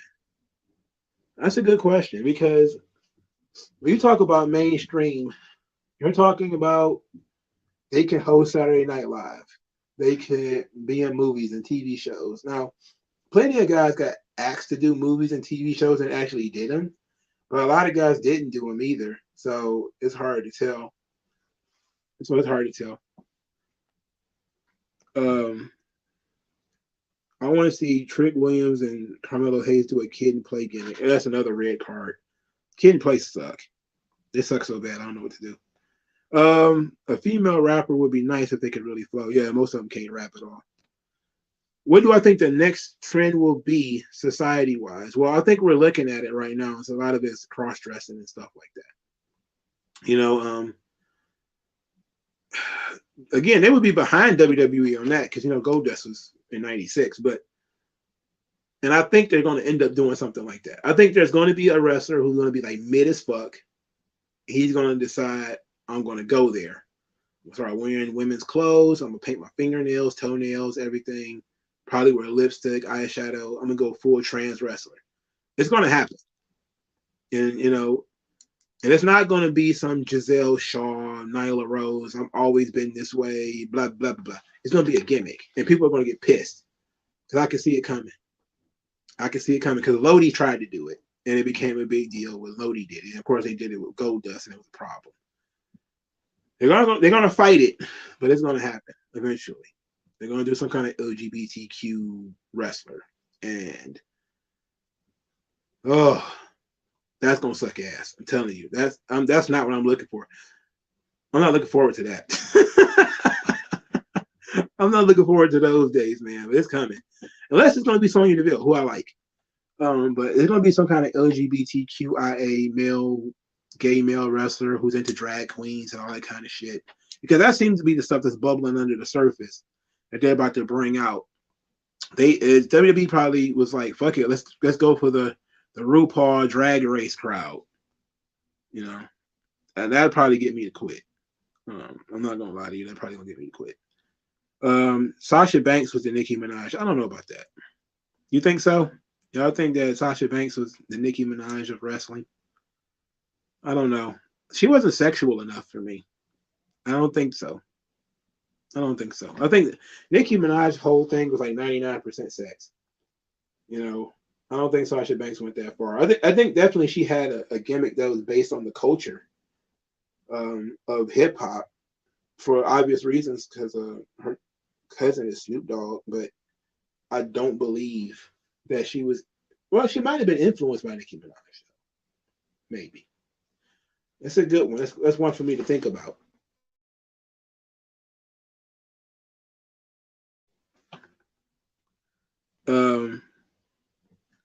I remember Lorenzo Granger says, I remember when pop music star Baby Rexa, who I did not know, when she caught my attention at WrestleMania last year.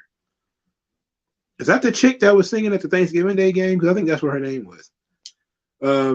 Jaden Young, I would say John Cena is the most mainstream wrestler. The Rock and Steve Austin left for Brock Lesnar being a second. Yeah, well, I think that's pretty obvious. I forgot about Cena though. I just keep forgetting he's who he is. Like Cena's, because we saw him so, and because I was an adult when Cena came in, it's hard for me to see Cena on the same level.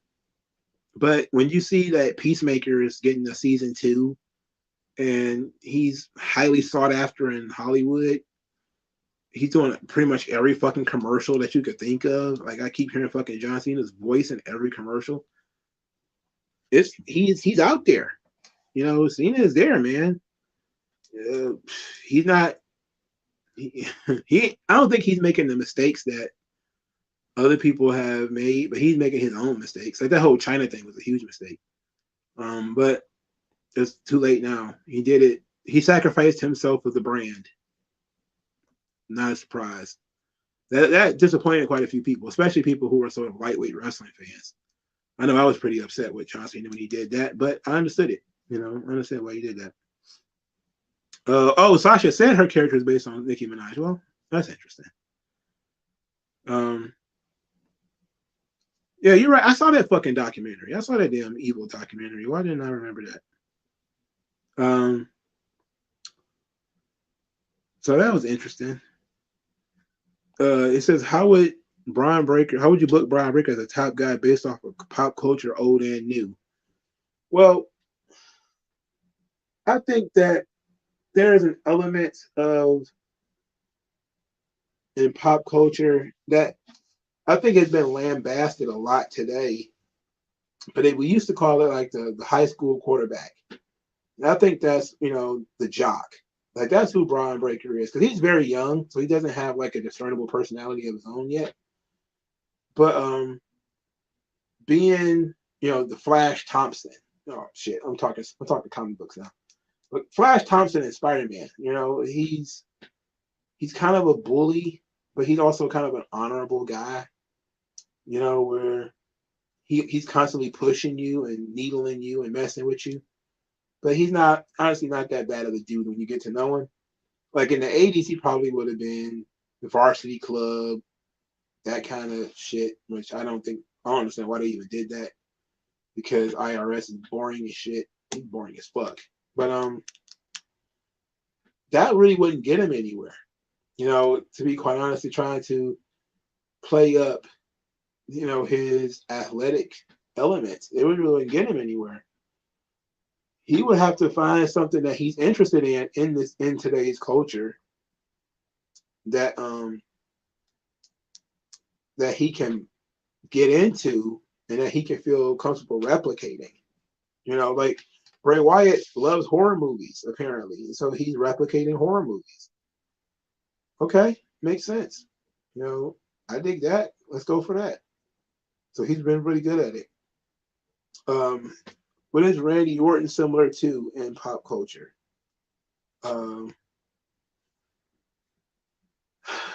That's an interesting thing, because Randy Orton running alongside Cena, he's been mostly known as an antagonist.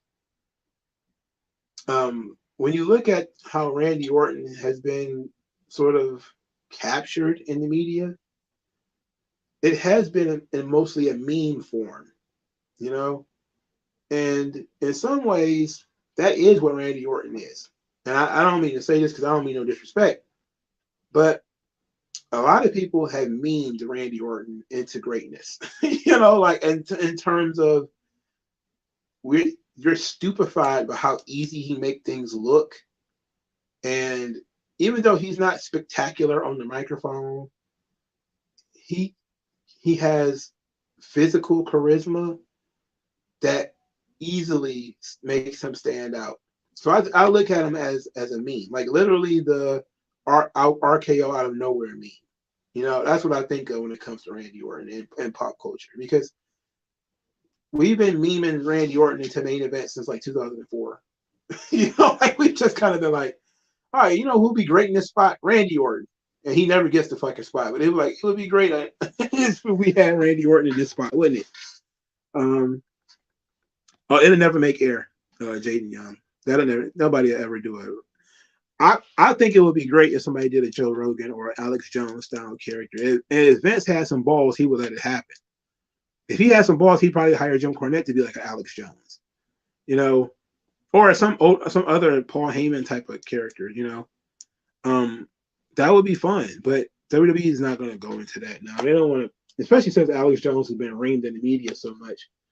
They don't want to be seen involved with people who've been canceled on Twitter or whatever. It's kind of silly. Robert Downey Jr. is a good one, for Randy Orton in terms of being classic fuck ups who turn their life around. That's a good thing. Like, that's a positive switch. That's a positive switch. Also, Johnson was a fan of Flash Thompson as Venom. Yeah, Flash Thompson brought something different to Venom. You know, he had his own sense of right and wrong. You know, his hero was Spider-Man. He didn't hate Spider-Man like fuck his name is. I'm getting tired now. His name is escaping me, but he didn't hate Spider-Man like he did. So this was interesting. What is my ideal X-Men lineup? Interesting. Okay, so two people I think you gotta, well, three that you gotta have. Gotta have Cyclops, gotta have Storm, gotta have Wolverine. The other, I wouldn't have more than five members because it's hard to keep up with all those people. But if you got Cyclops on the team, so he's the leader. Storm is the co-leader. Wolverine is going to be your black ops, you know, blood and guts kind of guy. I think you got to have Beast, and you probably got to have Colossus. Now, if we were going to expand the team, definitely Kitty. Maybe Rogue and Jean. So I think if it was to have eight, that'd be it. When you're putting together a team, you have to think about individual skills, characters, the drama that you can create with those characters. In the situation I just gave, you still have the Wolverine, Cyclops, Jean stuff. Even though Gambit's not in the book, you have Rogue in the book. You can always introduce Gambit later, so you can play with that. Colossus, him being the big Boy Scout, you know, and his relationship with Wolverine and stuff like that. There's a lot of different things you can play with. Oh yes, it's Brock. What am I thinking of? My brain is just fucked up right now. Somebody says AJ leaned right into the right-leaning route when he rivaled Daniel Bryan and was on Steven Crowder. Everybody keeps saying he was on Steven Crowder. I did not see that. Let me Google that right now because I want to know what he was on there for. Like, what was AJ Styles doing on Steven Crowder? For what? That's what I want to know. Like, literally, for what?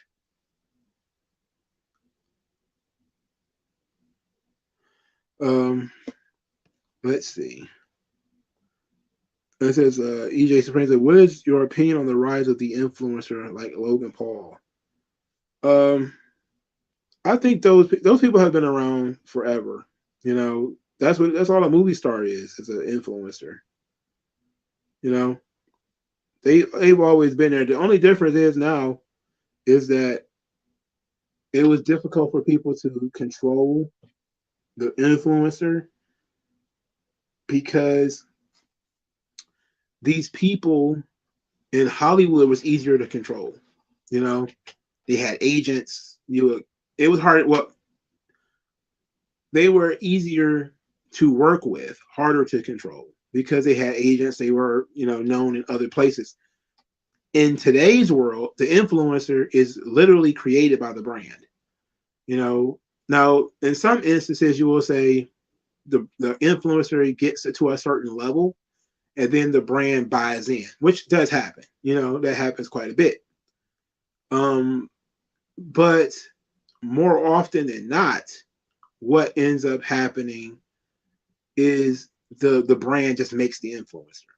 Like, and all they're really known for is being the voice of that brand. And they help promote the influencer. And a lot of that shit is phony, is bots and everything. So I'm looking at it as in, what is this person actually known for? Like, what do they actually do? Like, when I remember being a kid, I used to always ask people, well, I wasn't even a kid when this happened. I used to ask like various people, like, what does Paris Hilton actually do? What's her job? And people would never have an answer to what Paris Hilton actually does. You know, like, how does she make money? What does she actually do? And then people would just be like, oh, well, she's a hotel heiress or whatever. I'm like, okay, so she is daddy's money, is grandpa's money or whatever. Why is she famous? You know, like, there's got to be like hundreds of millions of people, like, well, not even hundreds of millions, but literally dozens of cousins, nephews, whatever, in her family. Why is she constantly on my television? Like, what is it about her specifically that keeps her on my television? Nobody give me a fucking answer about that. And I don't think I ever found out why. But then you saw how she was always the face of something. She was always backed by some kind of brand. And she was always in front of the camera wearing this brand. And you started really picking it up. She's famous for being famous. And once you're famous for being famous, the brands will come knocking. And usually you have to live a certain type of lifestyle in order to get to that point. You have to make a couple of certain kinds of friends. You have to operate in certain circles. That's what I mean by, sometimes the brand jumps on the influencer. Like Paris Hilton already had money. She didn't really need to be the face of somebody's brand. She already had money. She could have never made $1 in her life. She still would have slept in a fucking, $4,000 dress or whatever. But it came easier to people to jump on that bandwagon when she became famous. Because now she's already got the public relations and all this kind of stuff, because that's what her family does. They have to manage the Hilton brand, and it's just passed down to her. This is how you manage a brand. And I think this kind of ties into our larger discussion when it comes to people not being people and people just being brands. It became a really weird thing. And I kind of fell off of rap when it became that way. When rappers start talking about their brand, how they're a brand. I think Nicki Minaj, started saying that stuff a lot too. I'm a brand. I have to worry about my brand. Yada yada, I'm a brand. I'm the CEO of this brand or whatever. And you just sit there and you look like that. That's so soulless. Like, yeah, we know everybody uses a stage name and we want people to make their money and everything, but I just feel like there was a veneer between the people and the artist that came out of nowhere, that was created a lot by quote unquote influencers, and it became a big problem. Now to me, a lot of these young dudes come across as memes. They were memes into success. Like, are they actually really good or not really? But whatever. Somebody's gonna have an OnlyFans gimmick. All right. All right, so let's talk about Bleach and Inuyasha for the week. Then I'm going to talk about Isom #1. Matter of fact, let's talk about Isom #1 right now. So we'll put it in the chat when I started talking about Isom. So because we talked about the movie stars far longer than I wanted to, and to be quite honest, the conversation went further than I wanted it to, and I appreciate everybody for participating, because I really didn't think that we would get that far. And something that I literally threw on the goddamn screen a couple of minutes later. So let's talk about Isom #1. So it was written by Eric July with, let's see, look at the inside art. The art is by Cliff Richards, and Gabe El-Taib is the colorist. So this isn't a traditional origin story for your superhero. It's a story that is incredibly simple that opens up most of the world. So in the story, there's a missing girl, and the hero of the story is hired to go and find out what happened to her. And he has superpowers, but he can't fly. He can't. That's one power he doesn't have, but he can't fly. Well, he has super strength, so he doesn't have Kamehameha powers or anything like that. And he's basically investigating what happened to this girl, and he pretty much finds her in a nightclub, or working in a nightclub against somebody he kind of knows. Now, it's an interesting story. The club owner having braids reminds me of so much as Brooklyn's Finest. If y'all ever seen that movie where Wesley Snipes had those cornrows, oh god, that movie stressed me out when he was wearing them cornrows. Anyway, it reminded me a lot of that, and it's very grounded, not superhero fantasy. It's a very grounded story, and where this guy is, he's not the strongest hero, because he gets beat up a couple of times in the book. Yeah, it's a super strength is the most basic of powers, but it's clear that people in the story have other types of abilities. But super strength is just kind of the one thing that you're introduced to. Yeah, Ludacris, and I think he had cornrows on Law and Order SVU too. That shit was stressing me out. Anyway, it's a basic superpower. It's a basic superhero story, but the thing is, you get the idea that it's not explicitly said, but you get the idea that the guy who's hired to go and find the young lady is a former superhero, you know? Because one, he's living out in the middle of nowhere. He doesn't really want anything to do with this, which is um, the old angle of Joseph Campbell's hero's journey. You get the call, you refuse the call at first, and then you accept the call later. So he gets the call, he refuses, he doesn't want to come back to town. He decides to come back to town. He goes try to help the girl. He goes, finds this place. It's run by somebody he knows from the past. It starts off cordial, comes sour a little bit later. The guy sticks his goons on him. He beats up the goons, and one of the goons has superpowers, kicks his ass, throws him out on the street. It was pretty cool. And throughout the story, it's just, this guy trying to figure out what happened to this girl and where is she. Then he finally does find her, but she's not, in a rush to go back because she's scared for her life. And I think that it's not terrible. Ultimately, Isom in and of itself is a good comic book. The problem is, I pay like $50 for this thing, and it's half the story, I think. And at least for me, if you're gonna, it's a nice hefty book, in terms of the size of the work. Like, the art is fine, it's indie art in terms of when you look at it. The characters aren't super defined, it's super detailed. So you're not going to get manga style detail to it. It looks like it might have been computer drawn art, but the characters are likable. He's not a Mary Sue. He can't do everything. You see him fail quite a bit. You see him, grow even in the short amount of time you spend with him in the story. The villains are despicable, but the problem here is that you don't really see what the villain is doing.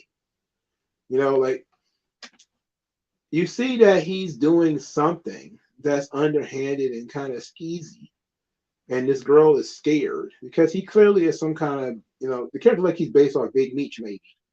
That's me looking at a picture of the guy. It's like he might be based off of Big Meech, but he's clearly doing something that involves, superpowers and stuff like this.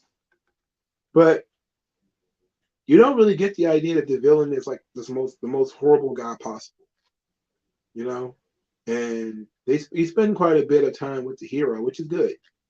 But I would have liked for, us to see more of the villain. What is he keeping these girls around for?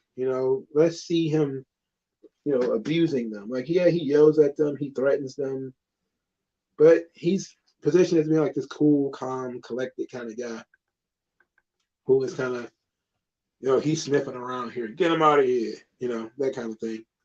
Rather than, the one positive thing about Garth Ennis is how he really is not afraid to go with his villains being like the most villainous.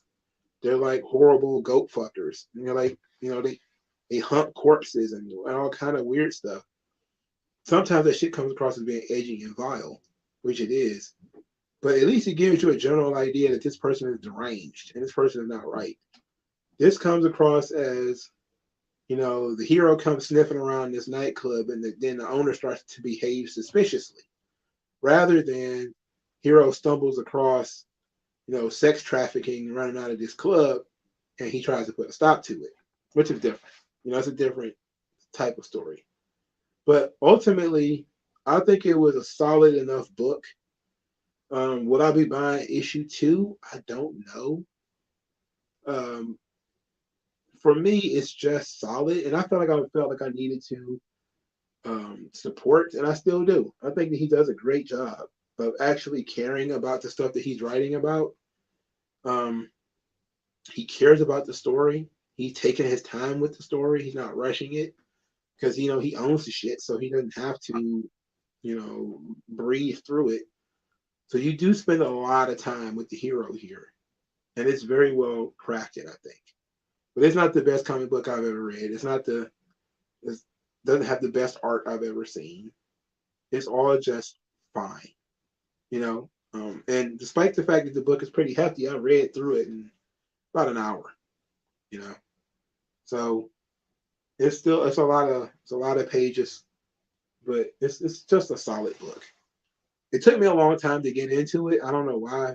Um, I found that I wanted to wait for a lot of the hype to die down because a lot of the people were so excited when they first got the book. They were like, "Oh, it's amazing! It's great! It's fantastic! It's the best book of all time." And then I started seeing people attack the book for some indie mistakes, printing errors, typos, stuff like that, which is fair. You know, it's supposed to be professional. You're paying for it, but at the same time, guy never printed a comic book before in his life. You know, it's pretty good for a first shot. For a guy who never wrote a comic book before, it wasn't bad. It was certainly better than a lot of comic books I've read recently. The problem is I felt the pace was a little slow, and I don't think we saw enough of the villain. But ultimately, I probably would support another one. Jaden Young says Eric July with the Ripperverse proves we don't need Hollywood in the establishment. We don't. The truth be told, we never really did. The issue is we expect those people to provide us with entertainment, and instead they provide us with lectures. The one thing that we need to look at is how Hollywood is shrinking. That's another one. That's another little nugget for some other time, though. And the opportunities should be growing as companies shrink. It should be an opportunity for things to grow, but that's not what's happening. What's ended up happening is we're actually losing opportunities, because of the consolidation of the media. And media consolidation is happening because companies are losing tons of money. They're losing money on streaming, they're losing money on movies, they're losing a ton of money. So they're going to be looking to get bought up by each other. But we can't replace it, and we need to change the battle on the culture war. The culture war is so fixated on stupid Disney movie comes out with gay characters in it. Let's all get mad at that and shout at it. Okay. That's one way to approach the subject. But I think we need to approach the subject in a way that increases business for us all. And that is to tank Hollywood unions.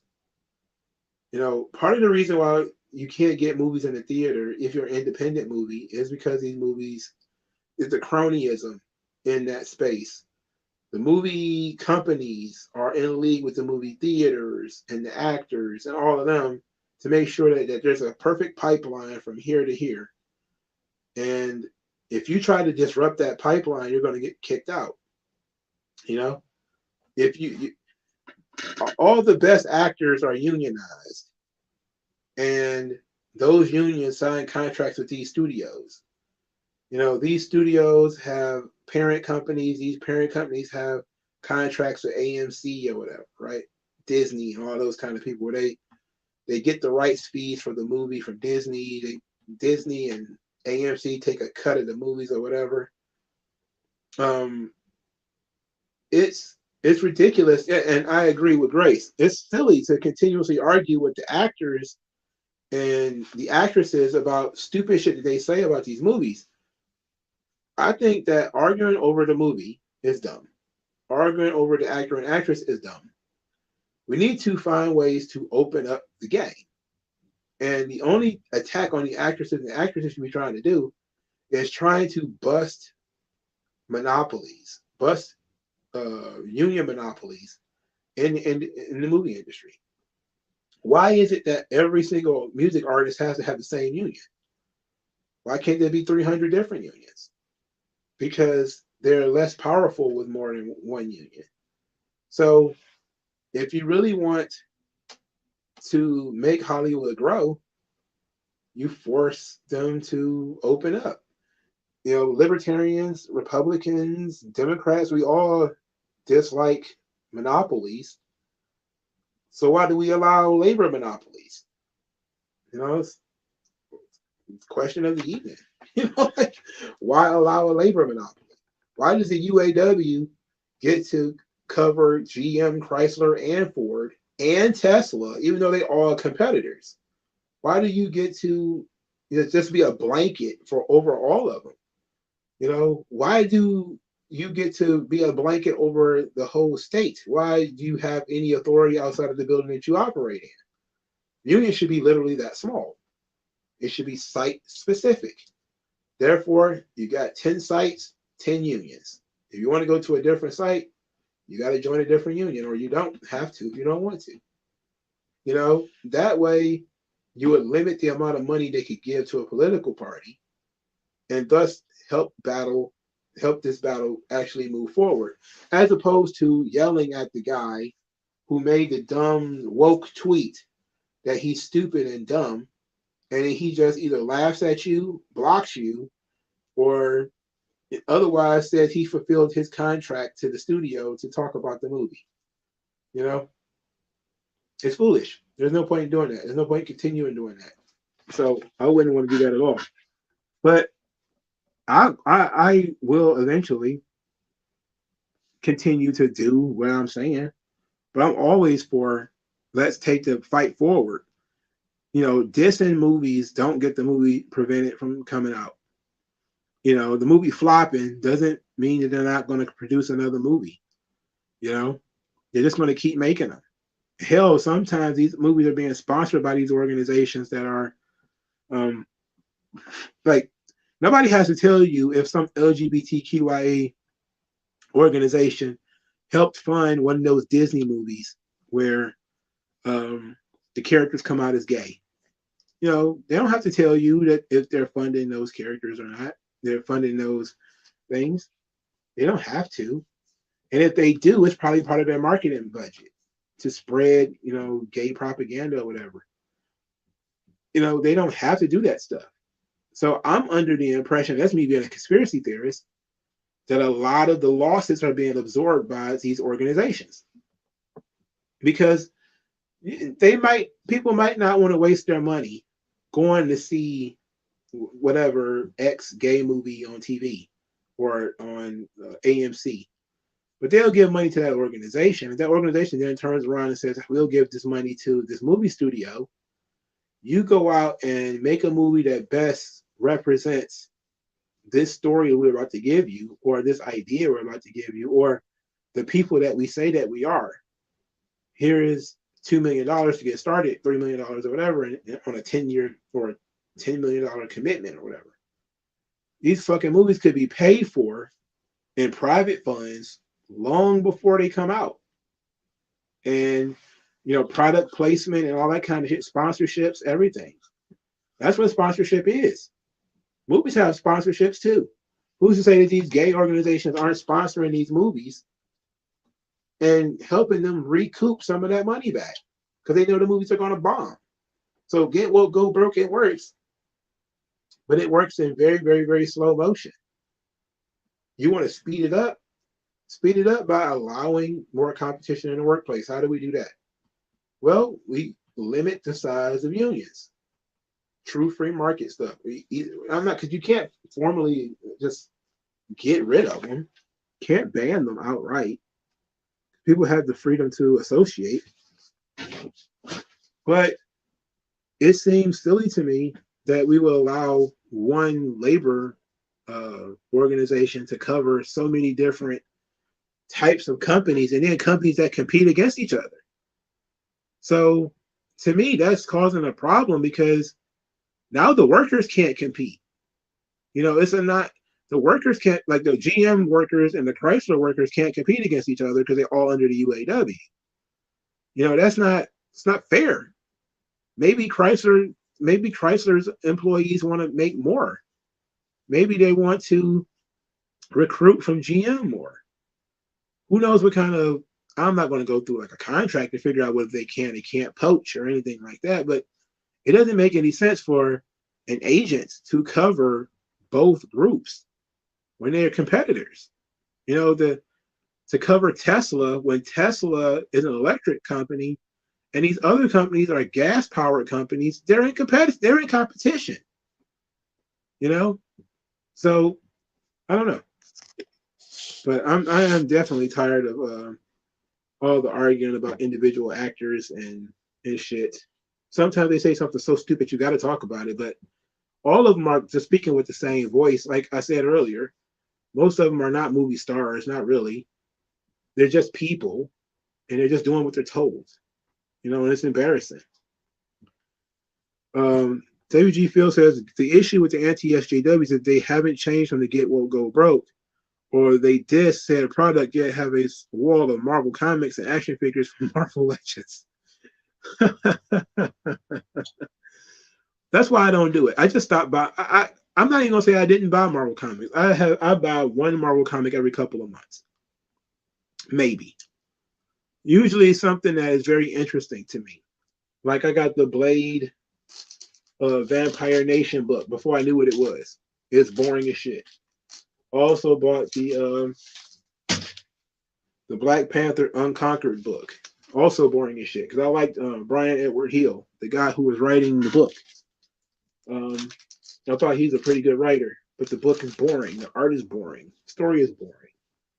And I was saying, oh fuck, Marvel got me twice in I think 1 month, maybe back-to-back months. I typically don't buy Marvel comics anymore. Unless, well, I'm not going to say that because I do have the Daredevil trade, the new one, on pre-order.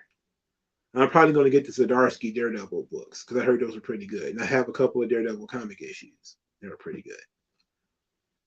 The issue is people want to support things that are good and they want to tear down things that are not good. But as per the usual, supporting the good subsidizes the bad. And so now you're in this hardcore position where you feel like you can't buy anything. It's like going to McDonald's and buying a salad. If you say, well, I don't want to support the meat industry, I'm just going to go to McDonald's and buy a salad. So then you go and do that, not knowing that buying that salad actually, subsidizes Big Macs and quarter pounders. Like, congratulations. And it's very weird, but it is what it is.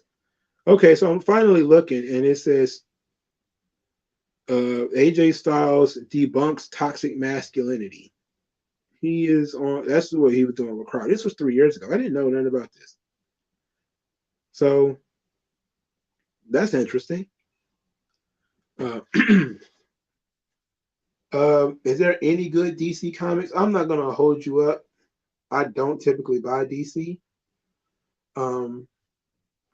I haven't seen anything in the solicitations or anything like that I thought was interesting. Outside of the Mr. Freeze One More Day, which I'm still on the outs of being one of the only people who actually read that fucking book. I'm one of the only people that actually read the fucking book backwards and forwards and actually tried to figure out what they was trying to do in it, rather than fixate on one panel and lose my mind. But DC has never really been my jam anyway. I like some DC, but I never typically go for DC first immediately. Let's see, Top Dog. He says the problem is Republicans and conservatives reject culture. They rather cry on Twitter about how Gen Z didn't vote for them in the midterms. It's not that they reject culture, it's that they don't understand the power of it. And they're really starting to now. They're starting to now. Only since 2016, I think they actually, since Trump, they started paying attention to the power of culture and how culture can shape politics and actually normalize things. Like it's stuff that the Democrats and the left have been doing forever. You know, like I just saw a really wicked thing where a conservative was following around a bunch of soldiers. He was following the soldiers around saying, "Are you guys Americans?" And they was like, "Yeah." He says, "How does it feel knowing that you guys' job is just going around spreading gay propaganda?" And the guys just kind of laugh and walk away from him. And he's just following them like, "Yeah, that's all you guys do is just spread gay propaganda in the Middle East." Because, that's what the American soldiers are doing now. They're going into these countries wearing rainbow flags and everything. And that's not what those people in those countries want to deal with, you know. But that's what our troops is all about. That's what our soccer team is all about now. And my response to that was, this is what the left did to the soldiers in Vietnam. They followed them around, calling them rapists and baby killers and all this kind of stuff. And it changed the culture of people, how people saw the military.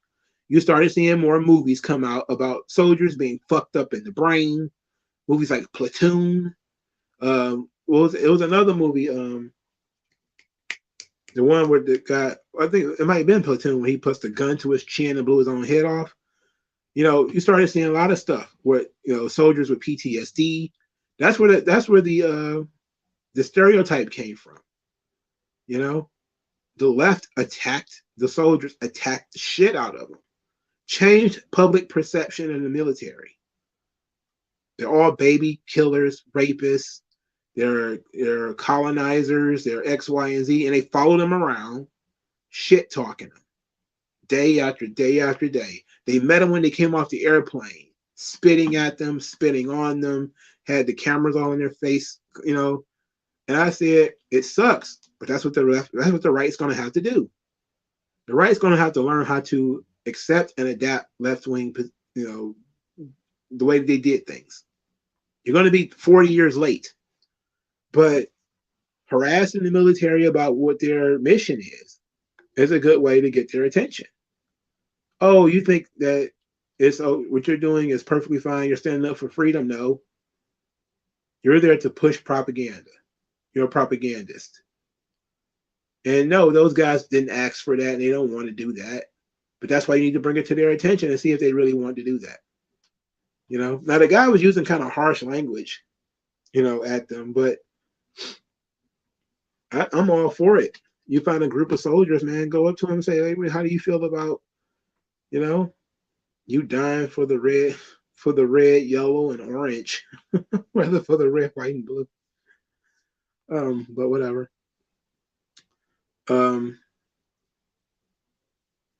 WG Phil says, and the ones who do make product, they don't fulfill the books, or it takes years to fulfill. That's always been a big problem with me, and those no, I wouldn't say those people, but the idea of Indiegogo and all that kind of stuff. I did it 2 or 3 times, I think. Like your boy Zach did 3 comic books that I bought, but it took me forever to get them. And one, I got it to the point where I just didn't think it was coming. I didn't think it was coming at all, because I was like, damn, for starters, I know that these guys are going to be swamped beyond their own capacity. That was the thing that impressed me about Eric July, is that he was prepared for the volume that he got. These other guys, they're trying to do everything themselves. They're trying to pack it themselves, and so they fall behind. They're trying to get the print file together. They're trying to do everything themselves, and you fall behind. 6 months later, people are bitching at you, "Where's my book?"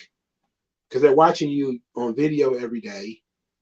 You're talking about X, Y, and Z, and in the comment section, "Where's my book? Where's my book? You didn't give me my book." And I was never that guy. I was just kind of like, "Oh yeah, well, I support it. I'll get it when I get it. If I don't get it, then well, he ate my $48 or whatever." But I got the book so late. I was like, holy shit, I didn't think the book was coming. Now, at least when it came to Eric July, I got the book when, even though I ordered the book a little bit late, right before he started fulfilling, I got the book around the same time a bunch of people started getting the book. Like when people started posting it online, I already had it. And I just put it in my pile. Like, here's a pile of graphic novels I had not read yet. Just put it over there in that. And since I buy manga and stuff pretty much every week, it takes me forever to get to stuff. And then some of the manga, of course, is thicker than others because I'm reading the omnibus of Attack on Titan. It takes me forever to get through one of those things because I read other things. Like I can't sit and dedicate my whole life to reading Attack on Titan. I really can't do that. So I pick up other things. So I'll put a book down, pick something else up, read that, maybe finish it, maybe don't finish it. Put that one to the side, grab another one, and then I just end up coming back. But some of these books, like Isom, I could finish in one sitting, because of the art style and the story is so simple. But the idea of waiting like 10 months for fulfillment, that's insane. I would never do that again. There's no disrespect to them. I appreciate that they're doing their thing. They have to be prepared for the volume, though. Too many of these channels are not prepared for that volume. They got hundreds of thousands of subscribers, or at least dozens, and they're just like, only like 200 people are going to buy the book, and then it's 2,000. So now you fucked. Now what do you do? Then it's 3,000. Then it's 10,000. Then it's 15,000. You're like, wait a minute. I can't possibly fix this. I can't possibly get this together in the right amount of time. And that kind of happened to, I think, the Brightwisers, where they saw the success and they were like, shit, I can't do this. So they went to Walmart and said, fuck it, we'll sell this motherfucker through Walmart. It was dirty, but they did what they could. WG Phil says the right has a problem following the honorable loser like McCain, Romney, Liz Cheney. Well, I wouldn't even call them the honorable loser. It's just they are people who would rather lose than win dirty, because they're not honorable people. They really aren't. But they have that moral streak in them, and that streak is toxic because it's like, they joke about all the dead Democrats that vote in office, but they don't ever actually do anything about it. They don't ever actually do anything to stop the dead people from voting Democrat. They just complain about it. They just bitch about it and move on.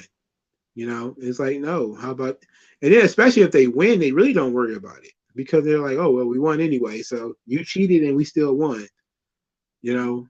Instead of saying you cheated, we still won, we need to do something about that. They say you cheated, we still won anyway. So cheat better next time, I guess. And then the left cheats better next time. So, and sometimes the right cheats too, because everybody's a cheater in this situation. Thoughts on channels like Geeks and Gamers, Ryan Canal, etc. I think they have their place. I think the culture war is not going to be won by Ben Shapiro and Jordan Peterson, those fucking guys who read about fucking Aristotle and all that kind of shit. The culture war is more likely to be read, won by guys who read fucking Akira Toriyama rather than guys who read Plato, because most people ain't trying to pick up, the Meditations to read that. They're not going to pick up Machiavelli's The Prince to read that. They may watch a video on it. You can sit down and talk about it in your video, like you read it and understood it and all that kind of stuff, and they'll watch that. But they read it themselves, probably not. But if you go down to people's levels and I hate to say it that way, but it is what it is, and you go into things that they actually want to read themselves, and that became a big part of the culture war too, is people started saying you had to read like the classics. You have to go and read, Dante's Inferno or 1984 and all that kind of stuff. And it's like, yeah, you probably should read that stuff if you're going to do video vlogs about it. But other people are more interested in why is Superman gay? That's what they're more interested in, and it's unfortunate that's the case, but it is, and they read that, or at least they see that they can see scanned versions of why Superman is gay, and they want to talk about it with their friends, and you're the guy on the other end that can bring them together. That's how it works, But I don't think you should dedicate all your time to that. But I think they have a purpose, calling that stuff out is not it's not a pointless endeavor. It's just you've been calling out the same stuff over and over and over again.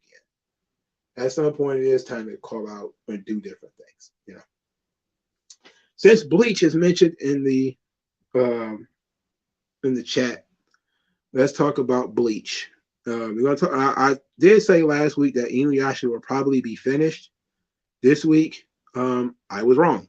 Inuyasha is continuing.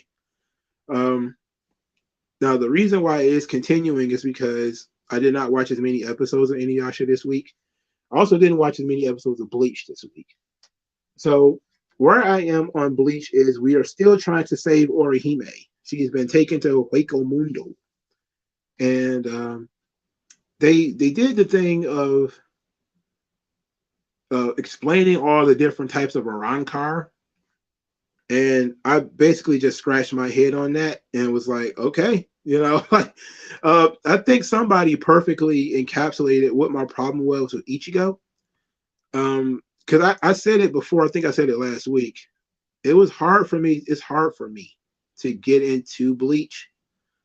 Not because I don't like the characters, not because I think the characters are lame or anything like that. And somebody explained it without not even talking to me. But they were talking about critiques of Bleach.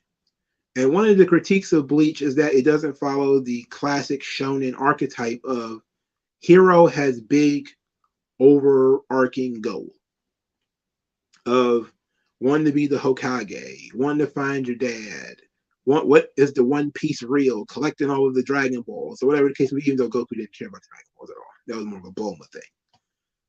But there has to be a reason why the quest is happening, And people have said like Ichigo is more like a superhero. Like he has these, fantastic powers that he was born with, but he doesn't know how to use them.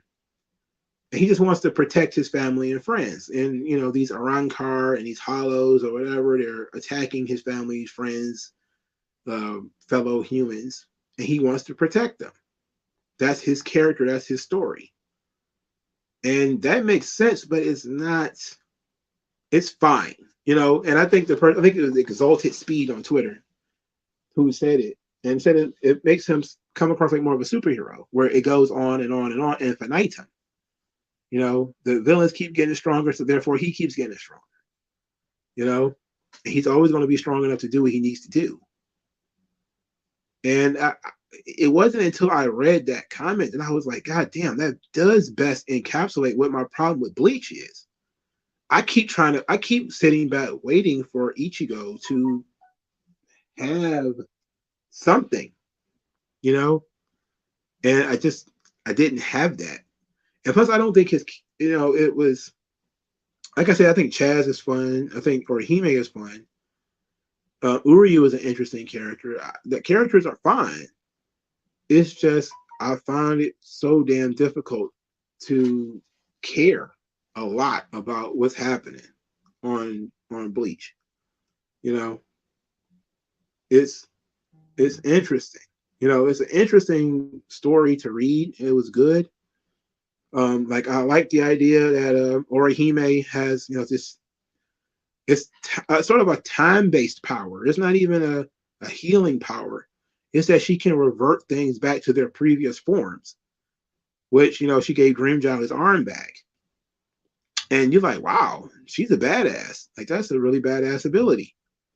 And Isom wants to have that ability under his control. That makes sense.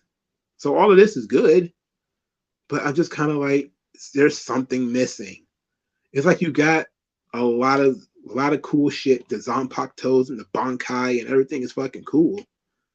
But then you got Ichigo's power constantly fluctuating, where necessitates more and more training arcs, and then the training arcs are, some in some cases more frequent than they probably should be. Because I know Naruto had a training arc in pretty much every arc, but it seems like Ichigo has a training arc in between training arcs. It's like the story happens in between training arcs sometimes. But I generally speaking like Bleach. I just don't love it, and that's just kind of one of the things that is slowing me down from watching it as quickly as I watched Naruto, because I loved watching Naruto. Naruto was legitimately fun. I was following characters that I thought were interesting. They jumped off the screen at me. Naruto has a really good story, personal story. There was some aggravation when it comes to like Sakura and Sasuke and all them, but generally speaking, I liked all of the characters, even some of the side characters. In Bleach, a lot of the side characters, I don't really have any connection to them outside of the ones I said already. I have no connection with Renji, not much with Rangiku outside of her having a huge tits. Toshiro, like they all come across as being kind of plain Jane. Some of them they got their weird quirks sometimes, but they're not nearly as quirky or as colorful as the roster of other shonen. But generally speaking, I like Bleach. I don't love it. I don't understand, and I don't understand why so many people seem to love Bleach. If you had told me like Bleach is this classic anime, or somebody did, I wouldn't have believed it, because I was like, okay, it seems pretty okay. I can see it falling through the cracks into the dustbin of history after it has its time, but I don't know. Like Bleach, I continuously see the animation for the new Bleach, and I say, like, man, that shit looks crisp. That shit looks tremendous. I remember when not Chainsaw Man, but One Punch Man looked like that. It was gorgeous. But I just have a hard time connecting with the actual storyline of Bleach. Like connecting with the characters of Bleach is becoming difficult. Okay, so Inuyasha, we are coming up to the end of Inuyasha. Naraku has the completed Shikon jewel. It's been defiled completely. He's transformed into a giant fucking spider. They're now existing inside of Naraku's body. Look, and the final act part of Inuyasha, just poorly paced. Just the pacing is shit. Everything happens so damn fast. Like a lot of these Naraku incarnations flipped on him like almost immediately. They're super fucking quick in doing so. You can tell that, and I think these episodes, these meaning the final act episodes, came out maybe a while after the original series, because you can tell they're just trying to speed through as much of the manga as possible. So while everything is interconnected, it doesn't stop to breathe like the original series does. Like the original series, things take a while. Things are stretched. They breathe. Here it's like bad thing. There's a monster of the week. Monster of the week has to be defeated either at the end of this episode or the next one, at the beginning of the next one. But Naraku also takes a back seat in certain parts of this, but he's also a little bit more forward in this too. But we're definitely coming down to the wire. Moroku was pretty much on the verge of death. He continues to use the wind tunnel and absorbing the miasma, the poison that emits from Naraku's body. If he keeps absorbing that crap, he's gonna die. So it's limiting his abilities to fight and participate. So it creates drama. They've given Inuyasha like 8 different powers, and none of them seem to actually do any fucking good.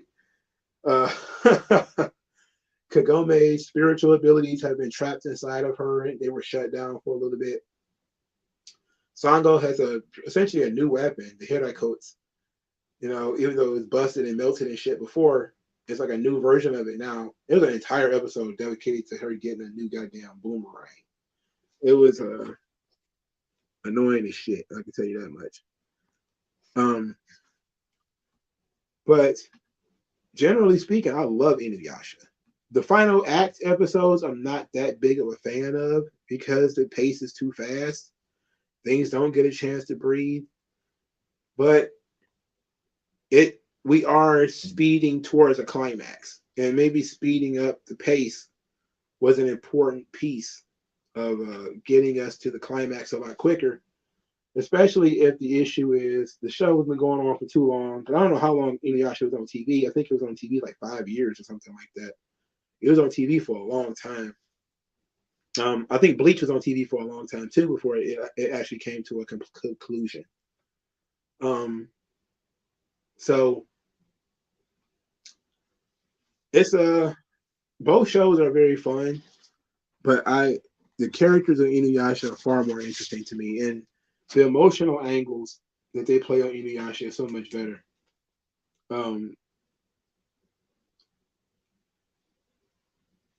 I wish that final act was a little slower, just a little bit, but it's still very good. And hopefully, I want to be done with Inuyasha by Thursday because I want to be able to get started on something else. And I'm not sure whether I want it to be. I said I wanted to be a cartoon, but like a regular American cartoon.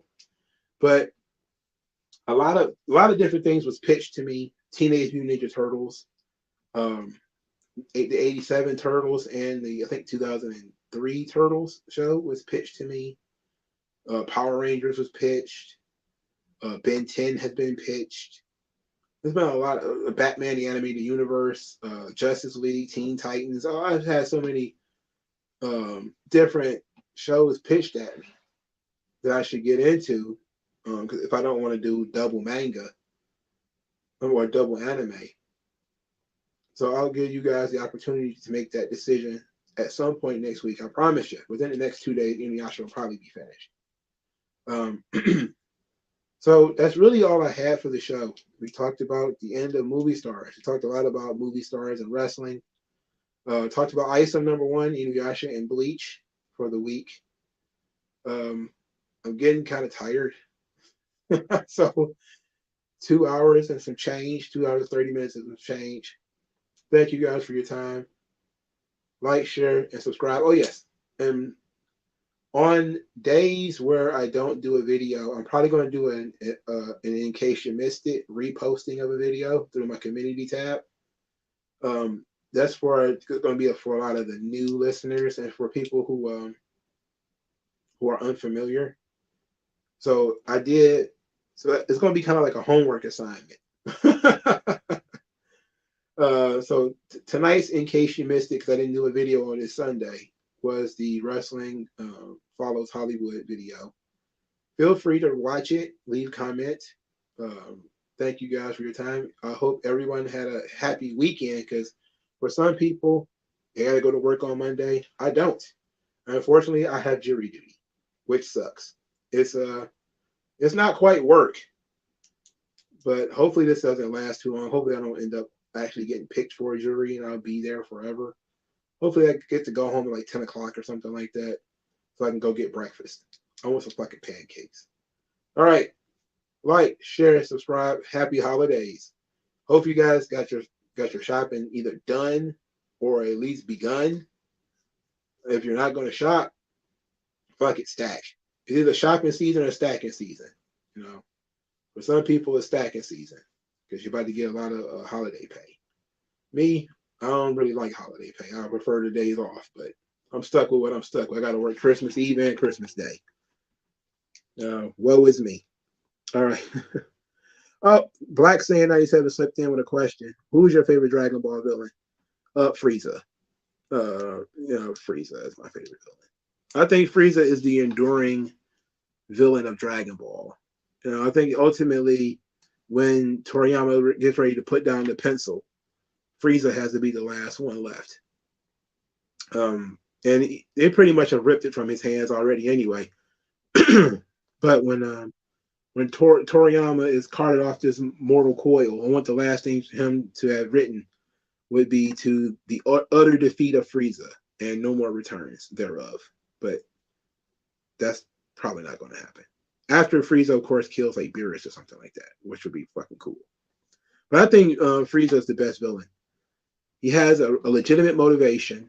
For some reason, he still has not completed his mission of being immortal, which I would think would be something he would have gone back to, but he has now decided to obsess about becoming stronger than the Saiyans. But um, Frieza felt like a real person.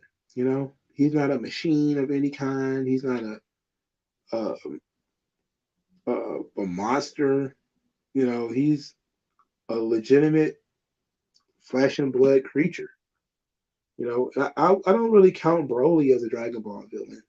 Maybe I should, but I really don't. Um, so yeah, Frieza. So thank you guys for your time, and I'll talk to you guys later.